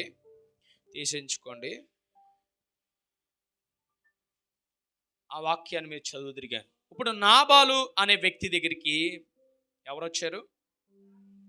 దావీదు వచ్చిన వెంటనే ఆ కష్ట దినాల్లో ఈయన అడిగితే నాబాలు అన్నాడంట, కుదరదు, ఆడెవడో నాకు తెలీదు అని అంటే, ఈ వార్త పట్టుకెళ్ళి ఎవరికి చెప్పారు? దావీదు గారికి చెప్పారు. దావీదుకి వెంటనే కోపం వచ్చిందంట. కోపం వచ్చి గుర్రాలను ఏర్పాటు చేసుకుని ఈయన పరుగుని వెళ్ళి నాబాలను చంపేద్దాం అనుకున్నాడంట. స్తోత్రం చెప్పండి. ఇది గ్రహించిన ఒక ఆవిడ ఉంది. ఆమె పేరేం పేరంటే అబిగాయల్. చెప్పండి, గట్టిగా చెప్పాలి, అబిగాయల్. ఈ అబిగాయల్ అనే స్త్రీ నాబాలు భార్య. స్తోత్రం చెప్తారా? ఈ నాబాలు భార్య అయినటువంటి అబిగాయలు దైవ భయం కలిగిన వ్యక్తి అంటండి. ఏ భయం? దేవుని భయం కలిగిన వ్యక్తి. అందుకే దావీదులో ఉన్న ఆ పౌరుషం ఈవిడ ఎరిగి ఉంది. ఆ యొక్క చూడండి, చంపే ఆ యొక్క స్వభావం ఈమె ఎరిగి ఉంది. అయ్యో నా భర్త చచ్చిపోతాడేమో అని చెప్పి ఈమె ఏం చేసిందంటే పరుగున ఏమైంది? దావీదుని ఎదుర్కొని పోయిందంట. స్తోత్రం చెప్పండి. అలా దావీదుని ఎదుర్కొని పోతుంటే అక్కడ జరిగిన సంఘటన ఏంటో తెలుసా? అలా కొన్ని పట్టుకుని వెళ్తుందంట. దావీదుకి ఏమేమి కావాలో వాటినన్నిటినీ కొన్ని పట్టుకుని వాళ్ళ శిష్యులకి, అక్కడ ఉన్న భటులకి అన్నీ ఏర్పరచడానికి తీసుకుని వెళ్తుందంట. స్తోత్రం చెప్పండి. హల్లెలూయా. గట్టిగా చెప్తారా? హల్లెలూయా. అలా తీసుకుని వెళ్తున్నప్పుడు దావీదుని ఎదుర్కోవడానికి దగ్గర వచ్చేసింది. ముందు శిష్యులను పంపించింది, తర్వాత ఈవిడ వెళ్ళిన తర్వాత దారిలో ఎదురైన దావీదుతో అంటది, ఇప్పుడు దావీదా నాయనా, నా భర్తని నువ్వు క్షమించు. ఏమంటుంది? క్షమించు అని చెప్పి దావీదుకి భయపడంటండి సాష్టాంగ పడిపోయిందంట. ఎలా పడిపోయింది? సాష్టాంగ పడిపోవడం అంటే అర్థం ఏంటి? పడుకుని నమస్కారం పెట్టేస్తుందంట. స్తోత్రం చెప్పండి. హల్లెలూయా. గట్టిగా చెప్తారా? ఎప్పుడైతే నమస్కారం పెట్టేస్తుందో ఈమె ఏం చేసిందంటే వెంటనే ఆమె పెట్టిన నమస్కారానికి దావీదు స్పందించి, ఏమైందమ్మా అని అడిగితే, నా భర్త అయిన నాబాలును చంపడానికి వస్తున్నావని నాకు తెలుసు, నా భర్త నువ్వు కనికరించు అని అడుగుతుందంట. హల్లెలూయా. నా భర్తని కనికరించు అని చెప్పి అడుగుతా ఉంటే ఈమెలో ఉన్న ఆ దైవ భయాన్ని చూసి, సరే నువ్వు ఎంతలా చెప్తున్నావు కనుక, నువ్వు ఎందుకు చెప్తున్నావో నాకు తెలియదు కానీ నేను ఇంకా చంపను, వెళ్ళిపో అన్నాడంట. స్తోత్రం చెప్పండి. హల్లెలూయా. మీకేమర్థమైంది చెప్పండి? మీకేమర్థమైంది చెప్పరే? ఏం అర్థం చేసుకోవట్లేదా ఏంటి? ఏమర్థమైంది? నాబాలు దావీదు దగ్గరికి వచ్చినప్పుడు దావీదు ఏం చేశాడు? నాబాలు కొన్న గొర్రెలన్నిటినీ మరి నాబాలు కాపాడాలా లేదా? ఇప్పుడు వాళ్ళని సంరక్షించాలా లేదా? కృతజ్ఞత లేనివాడై ఉండి మళ్ళీ అంటాడంట, అసలు ఆ దావీదే ఎవడో అనే స్వభావంలోనికి వచ్చేసాడు. స్తోత్రం చెప్తారా? అలా అంటే కోపం రాదా? దావీదు కోపం రాదా? వచ్చింది. వెంటనే మనోడు ఊరుకోలే, వెళ్ళాడు. హల్లెలూయా. వెళ్ళి ఏం చేశాడు? చంపేద్దాం అనుకునే లోపల అబిగాయలు జ్ఞానం కలిగింది కనుక, జ్ఞానం కలిగిన స్త్రీ ఇల్లును కట్టుకుంటుంది. ఆమేన్. తన భర్తను చంపకుండా కట్టుకుందంట. కానీ దేవుడు ఊరుకుంటాడా? ఊరుకోలే. 10 రోజుల్లో చచ్చిపోయాడంట నాబాల్. వితిన్ 10 days 10 రోజుల్లో చచ్చిపోయాడు. నేను అంటాను, దేవుని వాక్యం కలిగిన వాడిని కానీ, దేవుని ప్రార్థన కలిగిన వాడిని కానీ కదిపితే ఉంటదే. హల్లెలూయా. కదిపితే ఉంటది. నేను అంటాను, దేవుడు వారికి భయం పుట్టించేస్తాడు. ఆమేన్ చెప్పండి. హల్లెలూయా. ఆమేన్. గట్టిగా చెప్పాలి. హల్లెలూయా. అందుకే అంటాడు, ఇప్పుడు యెహోషువ రాసిన గ్రంథం 10:27 వాక్యం దగ్గర తీసుకున్నాం కదా. యెహోవా యందు భయభక్తులు కలిగినట్టే దీర్ఘాయువునకు కారణం, భక్తిహీనుల ఆయుస్సు తక్కువైపోవును. స్తోత్రం చెప్పండి. హల్లెలూయా. భయము భక్తి కలిగిన వారమైతేనే ప్రభు యందు మనం ఏం చేయగలుగుతాం? మనం ఎవరమో ఇతరులకి, మనలో ఉన్న దేవుడు ఎవరో చెప్పగలుగుతారు. అంతేగాని మనలో భయం లేనిది, మనలో భక్తి లేనిది ఇతరులు ఎలా చెప్పగలుగుతారు? చెప్పలేరు. స్తోత్రం చెప్పండి. హల్లెలూయా. ఏ కాలంలోనైనా యెహోవా తట్టు భయము కలిగిన వారు దృఢపరచబడిన ధైర్యము కలిగిన వారుగా మారుతారు. ఆమేన్. హల్లెలూయా. దృఢమైన ధైర్యాన్ని, దీర్ఘాయువును వారు కలిగి ఉండగలుగుతారు. ఆమేన్. చచ్చిపోతానని భయం ఉండవలసిన అవసరం లేదు. ఎప్పుడు చచ్చిపోవాలో అప్పుడే చెప్తాడు ఆయన. స్తోత్రం చెప్పండి. హల్లెలూయా. నువ్వు ఎలా ఉండాలి? భయము భక్తి కలిగిన వ్యక్తిగా ఉంటే చాలు. ఆమేన్. 5వ విషయాన్ని మీతో మాట్లాడబోతున్నాను. దేవుని వాక్యాన్ని విని వాక్యానికి తప్ప ఇంక దేనికి ప్రాధాన్యత ఇవ్వకూడదు, దేనికి లోబడకూడదు. ఆమేన్. స్తోత్రం చెప్పండి. హల్లెలూయా. అలాగని భర్తలకు లోబడకూడదని నేను చెప్పడం లేదు. వాక్యం చెప్తుంది భర్తలకు లోబడమని. స్తోత్రం చెప్పండి. హల్లెలూయా. భర్తలకి లోబడద్దని వాక్యం ఎప్పుడు చెప్పదు. స్తోత్రం చెప్పండి. యెహోషువ 2:10 వాక్యంలో మనం చదవగలిగితే, ఆ సంగతి మేమింటిమి. ఏమనుంది? తర్వాత మా గుండెలు ఏమైపోయాయి? కరిగిపోయాయి.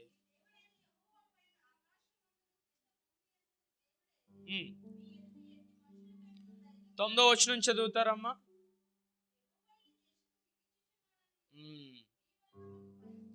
భయం పుట్టుననియో, ధైర్యము చెడుననియో నేను ఎరగదును.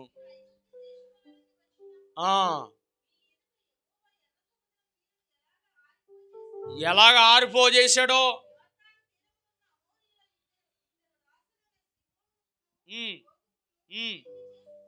ఏమి చేసిరో ఆ సంగతి మేము విన్నాం. వినినప్పుడు ఏమైపోయిందంట? వీళ్ళ గుండె కరిగిపోయిందంట. ఇంకేమైందమ్మా?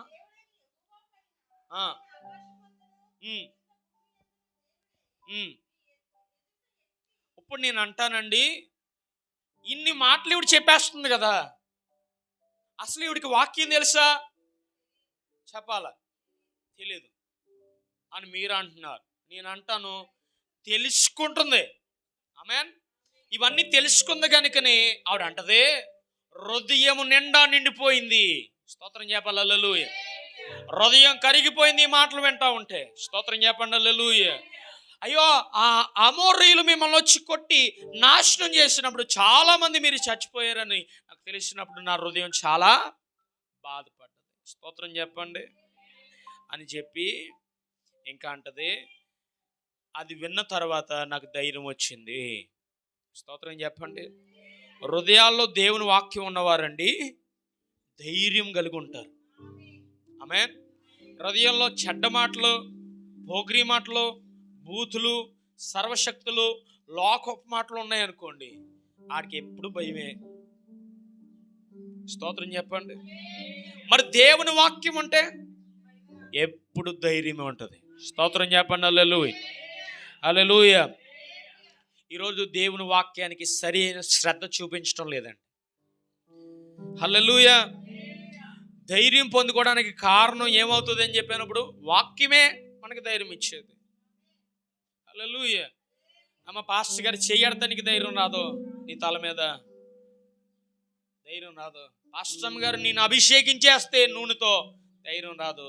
దేవుని వాక్యాన్ని వింటే నీకు ధైర్యం వస్తుంది. నమ్మితే ఆమేన్ చెప్దామా? హల్లెలూయా. వాక్యాన్ని రాత్రి పగలు ధ్యానించినప్పుడు ఆపద సమయంలో అందులో రాయబడిన విషయాల్ని మనం పాటించగలుగుతాం. రాత్రి పగలు కూడా మనం ఏం చేయాలి? వాక్యాన్ని ఏం చేయాలి? ధ్యానించాలి. ఈరోజు ధ్యానించేవారు లేరండి, దాన్ని అర్థం చేసుకునేవారు లేరు, దాని ప్రకారంగా నడిచేవారు లేరు. అందుకే నేను అంటాను, నిద్రపోయే వాళ్ళు హల్లెలూయా చెప్పండి. హల్లెలూయా, స్తోత్రం చెప్పండి. అందుకే ఆపద సమయంలో మనం ఏం చేయాలి? ధైర్యముగా, తెలివిగా, విజయవంతంగా పూర్తి చేయాలంటే వాక్యమే మనకు కావాలి. ఆమేన్ చెప్పాలి, గట్టిగా చెప్పాలి. నిద్రపోయే వాళ్ళు అందరూ చెప్పండి హల్లెలూయా. అందుకే యెహోషువను దేవుడు సిద్ధపరుస్తూ చెప్పిన మాటలు ఏంటంటే, యెహోషువను ఏర్పరచుకున్నప్పుడు దేవుడు ఒక మాట చెప్పారు యెహోషువకి. చదువుతారా మాట? 1:8 యెహోషువ, ఈ ధర్మశాస్త్ర గ్రంథమును నీవు బోధింపక తప్పిపోకూడదు. ఆగండి, ధర్మశాస్త్ర గ్రంథాన్ని ఏం చేయకూడదంట? ఏం తప్పిపోకూడదు? బోధించకుండా తప్పిపోకూడదు. మీ పిల్లలకి మీరు బోధిస్తారండి ధర్మశాస్త్రాన్ని, దేవుని వాక్యాన్ని మీరు బోధిస్తారా? మీరు బోధిస్తారో లేదో నాకు తెలియదు, కానీ నేనైతే ఖచ్చితంగా బోధిస్తాను. స్తోత్రం చెప్పండి హల్లెలూయా. ఆమేన్. బోధించాలి, మనం చెప్పాలి వాళ్ళకి. వాళ్ళ కథల రూపంలో వింటారు, లేకపోతే వాక్య రూపంలో వింటారు. ఈ వాక్యాన్ని దాని అలా మలుచుకుని, అమ్మ లేని విషయాలు కలపొద్దు దయచేసి, ఉన్న విషయాన్ని చదివి చక్కగా వివరించాలి. ఆమేన్ హల్లెలూయా. ఇప్పుడు కీర్తన గ్రంథం దాంట్లో మీరు అర్థం చేసుకున్నది వాళ్ళకి వివరించాలి. సామెతల గ్రంథం ఉంది, దాంట్లో అర్థం చేసుకున్నది మీరు వివరించాలి. హల్లెలూయా. తెలివి అని అన్నాడు. తెలివి ఎవరికి ఉంది? వాక్యం ఉన్నవాళ్ళు. మీ వాక్యం అర్థం చేసుకుంటే ఒక వ్యక్తిని తీసుకుంటారు. ఈ వ్యక్తి అలా తెలివిగలిగిన వాడికి వెళ్ళాడురా, నువ్వు కూడా ఎలాగా తెలివిగలిగిన వాడికి వెళ్ళాలి, ఇలా జ్ఞానం కలిగి ఉండాలి అని చెప్పి ఒక వ్యక్తిని తీసుకుని ఆ వ్యక్తికి ఉన్న ఆ విషయాలన్నీ మీరు చెప్పాలి. స్తోత్రం చెప్పండి హల్లెలూయా. మళ్ళీ ఆడికి బోరు కొట్టనివ్వకూడదు. ఎలా చెప్పాలి? ఇంట్రెస్ట్గా ఉండాలి. వింటున్నప్పుడు ఎలా ఉండాలి? ఇంట్రెస్ట్గా ఉండాలి. స్తోత్రం చెప్పండి హల్లెలూయా. గట్టిగా చెప్తారా ఆమేన్. అందుకే రాయబడిన వాటిని అన్నిటి ప్రకారం చేటుకు నువ్వు జాగ్రత్త పడినట్లు దేవారాత్రము దాన్ని ధ్యానించేయండి. నీ మార్గము వర్ధేల చేసుకుని చక్కగా ప్రవర్తిస్తావు. హల్లెలూయా. వాక్యం విన్నవాడు ఎవడైనా సరే వాక్యాన్ని బోధించిన తర్వాత దాన్ని విని దాని ప్రకారంగా ఏం చేయాలంట? ప్రవర్తించాలి, నడుచుకోవాలి. అలా నడుచుకుంటేనే వృద్ధి. వాక్యం ఉందా లేదా? నీ మార్గం ఏం చేస్తాను? వర్ధిల్లింపజేస్తాను. వర్ధిల్లింపు. మన మార్గం ఏంటి? ఎన్నో మార్గాలు ఉన్నాయి కదా. ఒకరికి ఒక వృత్తి మార్గం, ఒక్కొక్కరికి ఇంకొక వృత్తి మార్గం. ఏ వృత్తి మార్గంలో మనం వెళ్తున్నామో ఆ వృత్తి మార్గమే మనకి వర్ధిల్లింపజేయబడాలంటే దేవుని వాక్యం మన పైన ఉండాలి, ధ్యానించే తత్వం మనకు ఉండాలి. అప్పుడు వర్ధిల్లుతాం. ఆమేన్. చక్కగా మనం ప్రవర్తించగలుగుతాం. అందరితో కూడా, ఒకరితో కాదు, అందరితో మనం చక్కగా ప్రవర్తించగలుగుతాం. హల్లెలూయా. అలా చక్కగా ప్రవర్తించడానికి సహాయపడేది కూడా వాక్యమే. స్తోత్రం చెప్పాలి. ఇప్పుడు దేవుని వాక్యాన్ని మనం ఎంత శ్రద్ధగా మనం వింటున్నామో అంత ప్రభావం దేవుని వాక్యం మన మీద పడుతుంది. స్తోత్రం చెప్తారా? ఇప్పుడు రాహాబు విన్నదే కాకుండా దేవునికి లోబడ్డది. లోబడ్డమే కాకుండా ధైర్యంగా తన పనిని పూర్తి చేసింది. ఆమేన్ హల్లెలూయా. ధైర్యంగా దేవుని పనిని ఇప్పుడు ఈ రోజు ఎవరైనా పూర్తి చేస్తున్నారంటే లేదండి. ఏదో నామకహ అలా చేయాలి కదా, చేయకపోతే బాగోదు కదా అనుకునే వాళ్ళే తప్ప దేవుని వాక్యానికి లోబడి చేయగలిగిన వారు ఎవరు లేరు. దేవునికి స్తోత్రం చెప్పండి హల్లెలూయా. ఇప్పుడు దేవుని వాక్యానికి లోబడిన వారు ప్రతి ఒక్కరు బ్రతుకులు కూడా ధైర్యంగా ముందుకు వెళ్ళాలంటే కేవలం రొట్టె ద్వారా మాత్రమే కాదు, కానీ దేవుని వాక్యము ద్వారానే అది సాధ్యం. ఆమేన్. అందుకే మత్తయి సువార్త 4:4 అంటాడు కదా, సాతాను వచ్చినప్పుడు, సాతాను ఆయన శోధిస్తున్నప్పుడు, మనుష్యుడు రొట్టె వలన జీవించడం ఆయన దేవుని నాట నుండి వచ్చి ప్రతి మాట వలన జీవించను అని అన్నాడు ఆయన. స్తోత్రం చెప్పండి. దేవుని నోట నుండి వచ్చే మాట ఎలాంటిది? జీవం ఇవ్వగలిగింది. అలాంటి వాక్యాన్ని మనం ఇందుము కాక. ద్వితీయోపదేశకాండం 8వ అధ్యాయము 3వ వచనంలో మనగలిగితే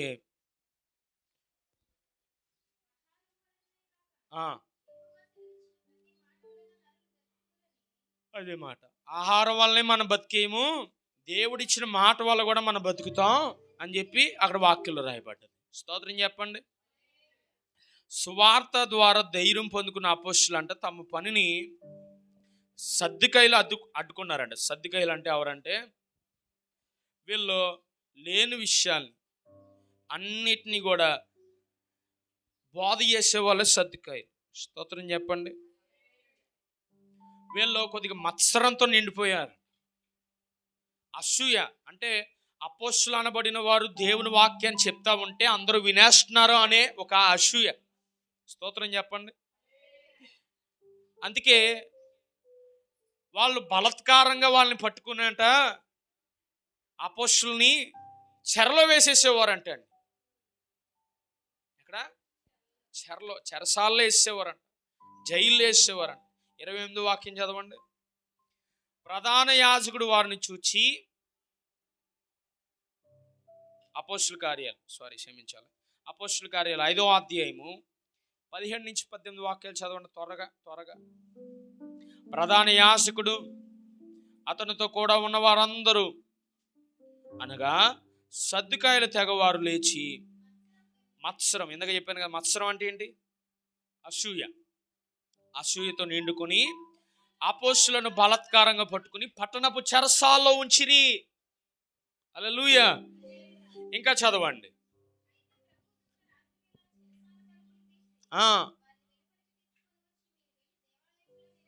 గట్టిగా చపలు కొడదామా దేవునికి. హల్లెలూయా. వీళ్ళు తీసుకెళ్ళి చెరసాల్లో పెడుతున్నారు. దోతలు వచ్చి ఏం చేస్తున్నాయి? వాళ్ళని విడిపిస్తున్నాయి. ఆమేన్.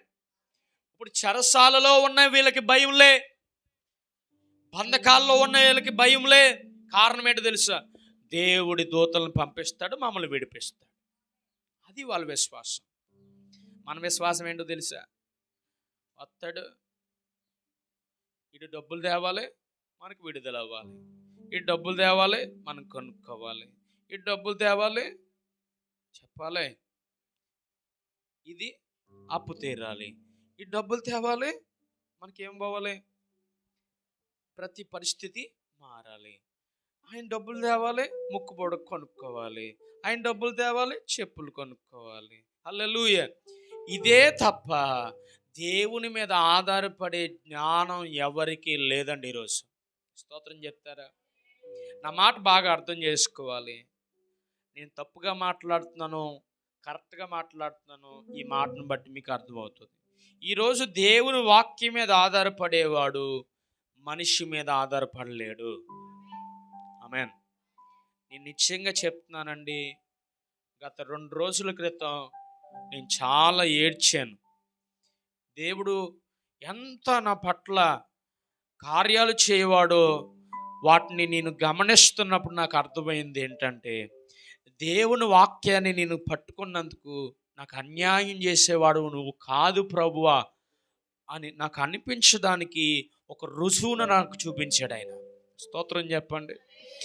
నేను వెంటనే నా గదిలోనికి పోయి నా 2 చేతులు ఆకాశం తట్టెత్తి ఒక ప్రార్థన చేశాను. ఆ ప్రార్థన ఏంటో తెలుసా అండి? నీవు మనుషులందరూ నా పైన అసూయపడినా నువ్వు అసూయపడే దేవుడు కాదని నేను తెలుసుకున్నాను ప్రభువా అని చెప్పి నేను ఏడ్చి ప్రార్థన చేస్తూ ఉంటే ఒక దర్శనాన్ని నేను చూస్తున్నాను.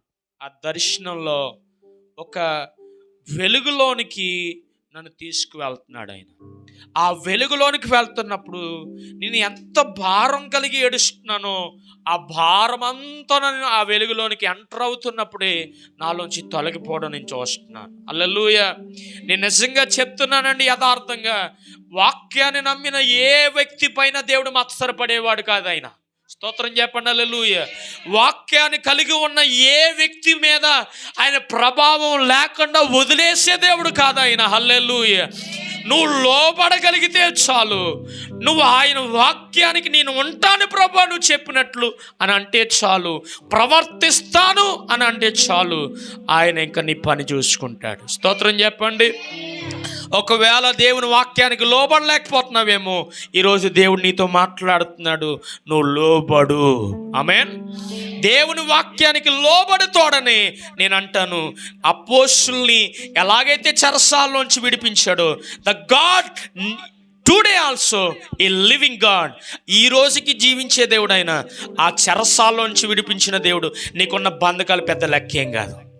ఆమేన్. అది ఆర్థిక బంధకమైన కావచ్చు, ఏ బంధకమైనా కావచ్చు. చాలామంది చేసే తప్పది ఏంటో, అంతేలేరా, అది అలాగే చెప్తాడు లేరా అనుకునేవారే కానీ నమ్మే తత్వం లేదండి. నేను అంటాను, నమ్మేవారైతే ఖచ్చితంగా వాక్యాన్ని పట్టుకుంటారు, వాక్యాన్ని బట్టి కార్యం దేవుడు చేస్తాడు. ఆమేన్. హల్లెలూయా. లోబడరండి. చాలామంది చేసే తప్పిదం ఏంటంటే, వాక్యం అయితే వింటారు, వింటాలేదు అంటలేదు, వింటున్నారు, కూర్చుంటున్నారు, వింటున్నారు, కానీ నమ్మటం లేదు. That's the problem. అదే సమస్య. ఆ సమస్యను పరిష్కరించుకుని చూడు, లోబడి చూడు, దీని ప్రకారంగా నడుస్తానని నువ్వు చెప్పి చూడు, దాని ప్రకారంగా నడిచి చూడు, దేవుడు అద్భుతం చేయబోతున్నాను అడుగు. స్తోత్రం చెప్పండి. హల్లెలూయా. నువ్వు అద్భుతం జరగాలంటే, బంధకాలు నీలోంచి తెగిపోవాలంటే, just you believe and obey the word of God. దేవుని వాక్యానికి నువ్వు నమ్మి దానికి విధేయత చూపించి లోబడితే చాలు. అంతే. చాలా సింపుల్ టెక్నిక్. ఆమేన్. హల్లెలూయా. ఏ మ్యాజిక్ జిమ్మిక్ చేసేవాడు కదా ఆయన. నువ్వు లోబడితే చేస్తాడు ఆయన. స్తోత్రం చెప్పండి. హల్లెలూయా. కలెక్టర్ దగ్గరికి వెళ్ళి, రే సంతకం పెట్టు అని అంటే పెడతాడా? ఏం చేయాలి? అయ్యా పలానా దరఖాస్తు తెచ్చాను, పలానా దరఖాస్తు తెచ్చాను, ఇది మాకు చాలా అవసరం అండి, ఇవన్నీ బాగా చదివి చిన్న సంతకం పెట్టండి, మాకు చాలా అవసరం అండి, ఈ పరిస్థితిలో మేము ఉన్నామండి, ఈ పరిస్థితిలోంచి మేము తప్పించబడాలంటే ఇది మాకు చాలా అవసరం అండి, మీ సంతకం మాకు చాలా ప్రాముఖ్యమండి, మీరు ఈ ఒక్క సహాయం మాకు చేయండి అని అంటే పెడతాడా? రే సంతకం పెట్టు అని అంటే పెడతాడా? అడగండి ఒకసారి వెళ్ళి. ఏంటి నాన్న చెప్పు నాన్న. గౌరవించి అడగాలి. ఆమేన్. ఎలాగ అడగాలి? గౌరవించి అడగాలి. మరి దేవుని వాక్యం ఎన్నిసార్లు దగ్గరికి వస్తుంది? నువ్వు గౌరవించావా? గౌరవించకపోవడం అంటే అర్థం ఏంటో తెలుసా? దేవుని వాక్యాన్ని విని విడిచిపెట్టేవారు గౌరవించేవారు కాదు. ఆ మాట బాగా అర్థం చేసుకోవాలా. ఇప్పుడు దేవుడి వాక్యం ఇక్కడికి వెళ్తుందండి. ఇప్పుడు ఇక్కడికి వెళ్ళినప్పుడు ఇక్కడ ప్రింట్ అవ్వాలా? ఎక్కడ ప్రింట్ అవ్వాలా చెప్పండి నాతో. కొంతమంది కర్ణాకర్ ఎలా అంటున్నారు నాకు అర్థం కావట్లేదు. హల్లెలూయా. స్తోత్రం చెప్పండి. దేవుని వాక్యం మనసు ఇక్కడ ఉందండి, మీది ఉంది కదా, యేసు రక్తం నాతో ఏకీభవించండి. హల్లెలూయా. ఇప్పుడు దేవుని వాక్యం ఇక్కడి నుంచి వస్తుంది కదా, బలిపీఠం నుంచి వస్తుంది. ఇప్పుడు ఎక్కడ ప్రింట్ అవ్వాలి చెప్పండి? ఎలా చెప్పండి? హృదయం మీద ప్రింట్ అవ్వాలి. ఈ ప్రింట్ మీద ఇది ఒక దరఖాస్తు మాట. ఇదేంటి చెప్పండి? ఇది ఒక దరఖాస్తు. ఒక్కొక్క పట్ట, ఏ పట్ట కలితే ఆ పట్ట యేసు రక్తమే జయం. హల్లెలూయా. స్తోత్రం చెప్పండి. ఇప్పుడు ఆ పట్టాలు ఏంటో నేను చెప్పలేను. అది మీకు ఏ పట్ట కావాలితే ఆ పట్ట, ఆర్థిక పరమైన పట్ట కావచ్చు, దాని మీద ఇప్పుడు ఏమి ఉండాలి తెలుసా? దేవుని సంతకం ఉండాలి. ఆమేన్. దేవుని ముద్ర వేయాలి. ఆమేన్. ఆ ముద్ర ఏమై ఉండాలో తెలుసా? పరిశుద్ధాత్మ సన్నిధి ఉండాలి. హల్లెలూయా. ఆ పరిశుద్ధాత్మ ప్రసన్నత ఎప్పుడైతే ఆ యొక్క నువ్వు రాయబడిన నీ యొక్క హృదయం మీద అందుకే అంటాడు కదా, నీ హృదయం అనే పలక మీద నా యొక్క వాక్యమును రాసుకో అన్నాడు. నేను చెప్పేది ఏం తప్పు చెప్పడం లేదండి. ప్రింట్ వేసుకోమని ఎక్కడ చెప్తున్నాను? హృదయమే ప్రింట్ వేసుకో. ప్రింట్ వేసుకున్న దాన్ని అమ్మా ఒక పేపర్ ఉందనుకోండి, ఆ పేపర్ మీద ఒక రాసుకున్న దాన్ని జిరాక్స్ షాప్కి వెళ్ళిపోయి ప్రింట్ చేయించుకున్నాం అనుకోండి, మనం ఎలా రాసామో అలా రాదు. అది దాన్ని టైప్ చేసి ప్రింట్ చేస్తే ఎలా వస్తుంది? చాలా అందంగా వస్తుంది. ఆమేన్. హల్లెలూయా. దాన్ని తీసుకెళ్ళి ఎన్ని పేపర్లు ప్రింట్ చేసామో దాన్ని ఏం చేయాలంటే స్పైరల్ చేయాలి. అంటే ఒక ఫైల్ తీసుకుని దానికి పిన్ చేసుకోవాలన్నమాట. స్తోత్రం చెప్పండి. ఈ రోజు వరకు ఎన్ని వాక్యాలు విడిచిపెట్టేవి అనేది కాదు ఇక్కడ. ఈ రోజు నుంచి ఎన్ని వాక్యాలు నువ్వు మనసు మీద ప్రింట్ చేసుకుంటున్నావు అనేది అవసరం. ఆమేన్. వాక్యాలు ఎన్ని విన్నావు అనేది కాదు ఇక్కడ దేవునికి అవసరం. నువ్వు ఎన్ని నీ హృదయం మీద ముద్ర వేసుకుంటున్నావు, రాసుకుంటున్నావు అనేది ప్రభుకు కావాలి. ఆమేన్ చెప్తారా? గట్టిగా చెప్తారా? హల్లెలూయా. అపోస్తలుని అసలు పట్టుకోవడానికి కారణం ఏంటో తెలుసా? వాక్యానికి వారు లోబడ్డారు కనుక వాక్యంలో ఉన్నదాన్ని చెప్పకుండా ఉండలేకపోయారు వాళ్ళు. స్తోత్రం చెప్పాలి. అలా చెప్పకుండా ఉండలేకపోవడం వల్లనే అపోస్తలుని తీసుకుని పోయి అపోస్తలు అనబడిన వారందరినీ చెరసాల్లో వేసేస్తే చెరసాల్లో ఉన్న వారిని దేవుడు దూతలు విడిపిస్తానే ఉన్నాయంట. గట్టిగా చప్పట్లు కొడతారా దేవునికి? హల్లెలూయా. దేవుని దూతలు విడిపిస్తానే ఉన్నాయి, వీళ్ళు బంధించబడతానే ఉంటున్నారు. పట్టుకుంటున్నారు, మళ్ళీ విడిపించేస్తున్నాడు, పట్టుకుంటున్నారు, మళ్ళీ విడిపించేస్తున్నాడు. నీ శత్రువు ఎన్నిసార్లు పట్టుకున్నా విడిపించే దేవదూతలు నీ దగ్గరికి పంపిస్తానే ఉంటాడు ఆయన. స్తోత్రం చెప్పండి. హల్లెలూయా. నీ శత్రువులు ఎన్నిసార్లు నేను లాగాలని చూసినా దేవదూతలు నీ దగ్గరికి వస్తానే ఉంటాయి. ఎందుకో తెలుసా? నీ బంధకాలు తుత్తినీలుగా చేయడానికి, నీ బంధకాల్లో ఉన్న ప్రతి ఒక్క దానిని విరగొట్టడానికి అధికారము దేవుని దూతలకు ఇచ్చాడు కనుక ఆ దూతల్ని పంపిస్తానే ఉంటాడు. నీకున్న సమస్యలు విడిపిస్తానే ఉంటాడు. ఆమేన్. నమ్మితే ఆమేన్ చెప్పాలి. 28వ వచనంలో అంటాడు కదా, ప్రధాన యాజకుడు వారిని చూచి మీరు ఈ నామమును బట్టి బోధింపకూడదనియు మేము మీకు ఖండితముగా ఆజ్ఞాపించలేదా?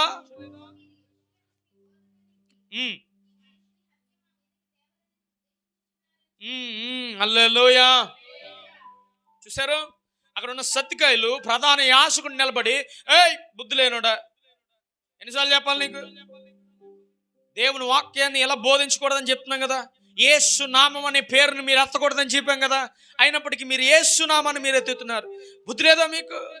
ఎన్నిసార్లు ఖండితంగా చెప్పాలంటే అప్పుడు పేతురు అంటాడు చాలా జ్ఞానయుక్తంగా 29వ వాక్యలో, అందుకు పేతురు అపోస్తలులైన మనుషులకు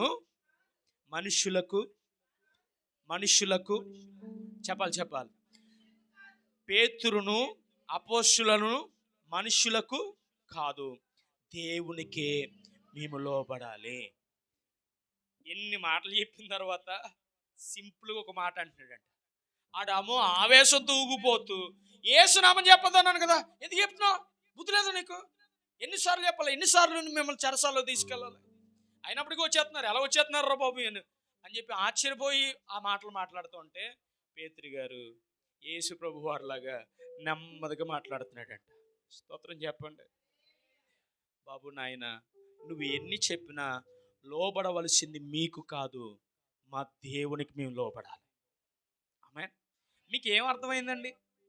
సద్దుకాయలు అయిన వారు వాళ్ళకి అంత చెప్తా ఉంటే వాళ్ళు అంటారంట, మీకు కాదయ్యా మేము లోబడవలసింది, మనుషులకి కాదు, మేము దేవునికి లోబడాలి. అదే మేము చేస్తున్నాం. ఈరోజు మరి ఎవరికి లోబడుతున్నావు నువ్వు? నా ప్రశ్న, నువ్వు ఎవరికి లోబడుతున్నావు? మనుషులకు లోబడేటప్పుడు వంగిపోయి నడుము పోయినోళ్ళగా, గూనొచ్చినోళ్ళగా.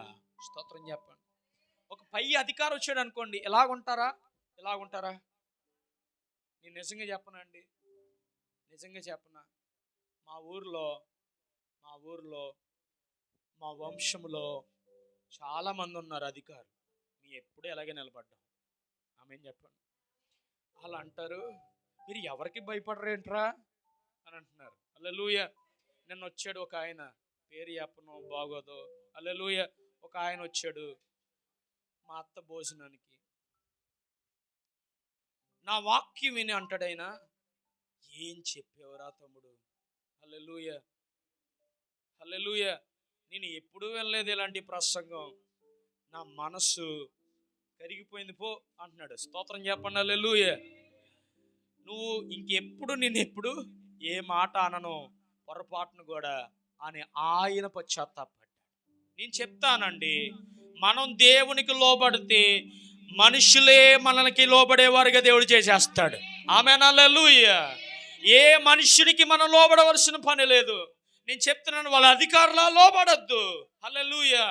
వాళ్ళు నీకు ఇబ్బంది కలిగి చేసేవారా, శత్రువులా, నువ్వు లోబడద్దు. దేవుని వాక్యానికి నువ్వు లోబడుతూ వారిని బట్టి ప్రార్థన చేస్తూ ఉండండి. ఆమేన్. నువ్వు లోబడే వ్యక్తివే అయితే ఈరోజు నిర్ణయం తీసుకో. దైవ భయం కలిగిన వ్యక్తిగా నువ్వు మారు. తర్వాత ఆపద వచ్చినప్పుడు దేవుడు రక్షిస్తాడని నువ్వు అనుకో. జ్ఞానం కలిగి మాట్లాడు. ఎలా పడితే అలాగ మాట్లాడొద్దు. నేను ఇంకొక మాట కూడా చెప్తున్నాను. భయము మీలో ఉండనివ్వకూడదు, ధైర్యం మీలో ఉండాలి. ఆమేన్ చెప్పండి. నెంబర్ 1 మాట చెప్తారా? మొదటి మాట చెప్తారా? ఆపద వచ్చినప్పుడు ఏముండకూడదు? భయం ఉండకూడదు. ఏముండాలి? శ్రమ వస్తుంది, దాన్ని తట్టుకోగలిగిన జ్ఞానం నాకు దయచే ప్రభువా, దీని నుంచి తప్పించబడగలిగిన జ్ఞానం నాకు దయచే ప్రభువా అని ప్రభుని వేడుకునే తత్వం ఉండాలి. నెంబర్ 1. నెంబర్ 2 ఏంటి చెప్పండి? ధైర్యం ఉండాలి. భయం మనలోంచి. చూడండి, గిద్యోను విషయంలో ప్రభు మాట్లాడుతున్నాడు ఏమని? బాబు గిద్యోనా, పరాక్రమం గల బలాఢ్యుడా. ఇది ఎక్కడ గొడవ? నేను పరాక్రమం గల బలాఢ్యునేంటి? నాకు పరాక్రమం బలాఢ్యుని కాదు, పిరుకోండి. అందుకే ఈ లోపలికి వచ్చి నేను కొట్టుకుంటున్నాను కదా, దొలగొట్టుకుంటున్నాను కదా. ఇది ఎక్కడ మాట అయ్యా? నేను పిరుకోండి అంటుంటే ప్రభు అంటున్నాడు, లేదు నువ్వు పిరికివాడువు కాదు అని చెప్పి 300 మందిని ఏర్పరిచి దేవుడు ఏం చేశాడు? యుద్ధాన్ని ఓడించలేదా? మిద్యానీయులను ఓడించలేదా? అదే దేవుడు ఈ రోజుకి నిలుచున్నాడు. కళ్ళు మూసుకుందాం, అందరూ కళ్ళు మూసుకుందాం. 2 చేతులు జోడెద్దాం. మిద్యానీయులను ఓడించిన దేవుడు ఈరోజు నీ పక్షంగా ఉన్న దేవుడు, నీ పక్షంగా ఉన్నవాడు. అద్భుతం చేయండి ప్రభువా. ఇప్పుడే నీ ఆధిపత్యానికి నేను అప్పగించుకుంటున్నాను. నువ్వు భయపడద్దు. ఏ విషయంలో నువ్వు భయపడుతున్నావు నాకు తెలీదు. నీ భయాన్ని తొలగించేవాడు నీ దగ్గర ఉన్నాడు అండి. నీ భయాన్ని తొలగించేవాడు నీ దగ్గర ఉన్నాడు. నువ్వెందుకు భయపడుతున్నావు అసలు? నువ్వు భయాన్ని కలిగి ఉండవలసిన వ్యక్తి కాదు కదా. నువ్వు భయాన్ని కలిగి ఉంటావని కాదు కదా ప్రభువు నేను పిలుస్తా. నీ భయాన్ని తొలగించుకో. నువ్వు ఏ విషయంలో భయం కలిగి ఉన్నావో నాకు తెలీదు. ప్రియమైన కుమార్తె, ప్రియమైన కుమారుడా, దేవుడు నిన్ను ఈరోజు విడిపించాలని ఆశపడుతున్నాడు. అయ్యో, ఈ ఆపదలో నుండి నేను బయటికి రాలేకపోతున్నానే, నా వల్ల కాదే నువ్వు అనుకోవద్దు. దేవుడు నిన్ను ఆపద నుండి బయటికి రావడానికి మార్గాన్ని సిద్ధపరిచేశాడు ఆయన. Just open your eyes and see. నువ్వు కళ్ళు తెరిచి చూడగలిగితే చాలు, ఆపద నుండి రక్షింపబడగలుగుతావు. రాహాబు దగ్గరికి ఆ 2 వ్యక్తుల్ని ముందుగానే దేవుడు మార్గమును ఏర్పరిచి పంపించిన దేవుడు ఈరోజు నీకు మార్గమును ఏర్పరచలేడా? నీ కొరకు కార్యమును చేయలేడా ఆయన? అంత అజ్ఞాన ఆయన, అంత జ్ఞానం లేనివాడా, అంత బాధ్యత లేనివాడా? కాదు కదా. నీ కొరకు బాధ్యత కలిగిన వాడైనా, నీ కొరకు మార్గమును ఏర్పరచువాడు ఆయన. నా ప్రియమైన సంగమా,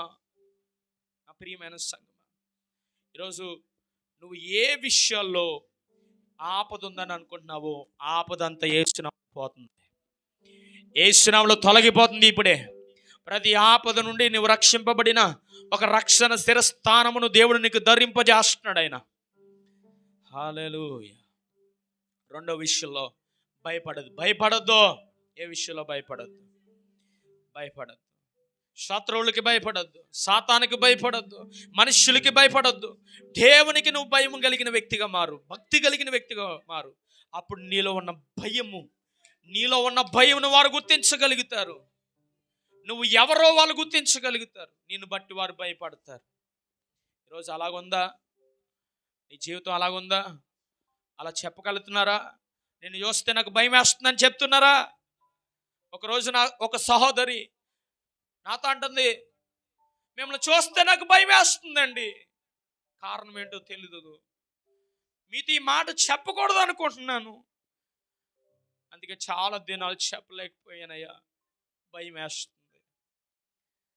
ఈరోజు భయం కలిగి ఉండాలి మనం. అంటే భయం వేయాలి. నేను చూస్తే నువ్వు దేవుని కలిగిన వ్యక్తివని వాళ్ళకి భయం వేయాలి.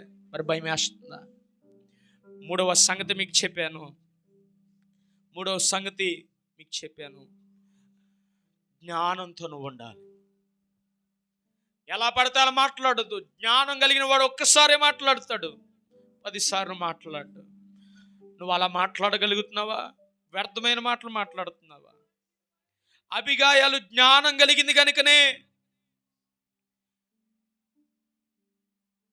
జ్ఞానం కలిగిన వ్యక్తిగా ఆలోచించింది.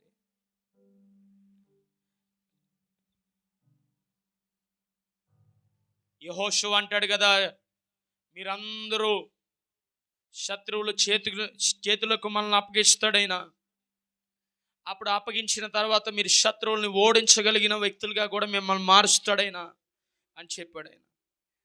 తర్వాత ధైర్యం కలిగి ఉండాలి. మనం ధైర్యం ఎలాగొస్తుందో తెలుసా?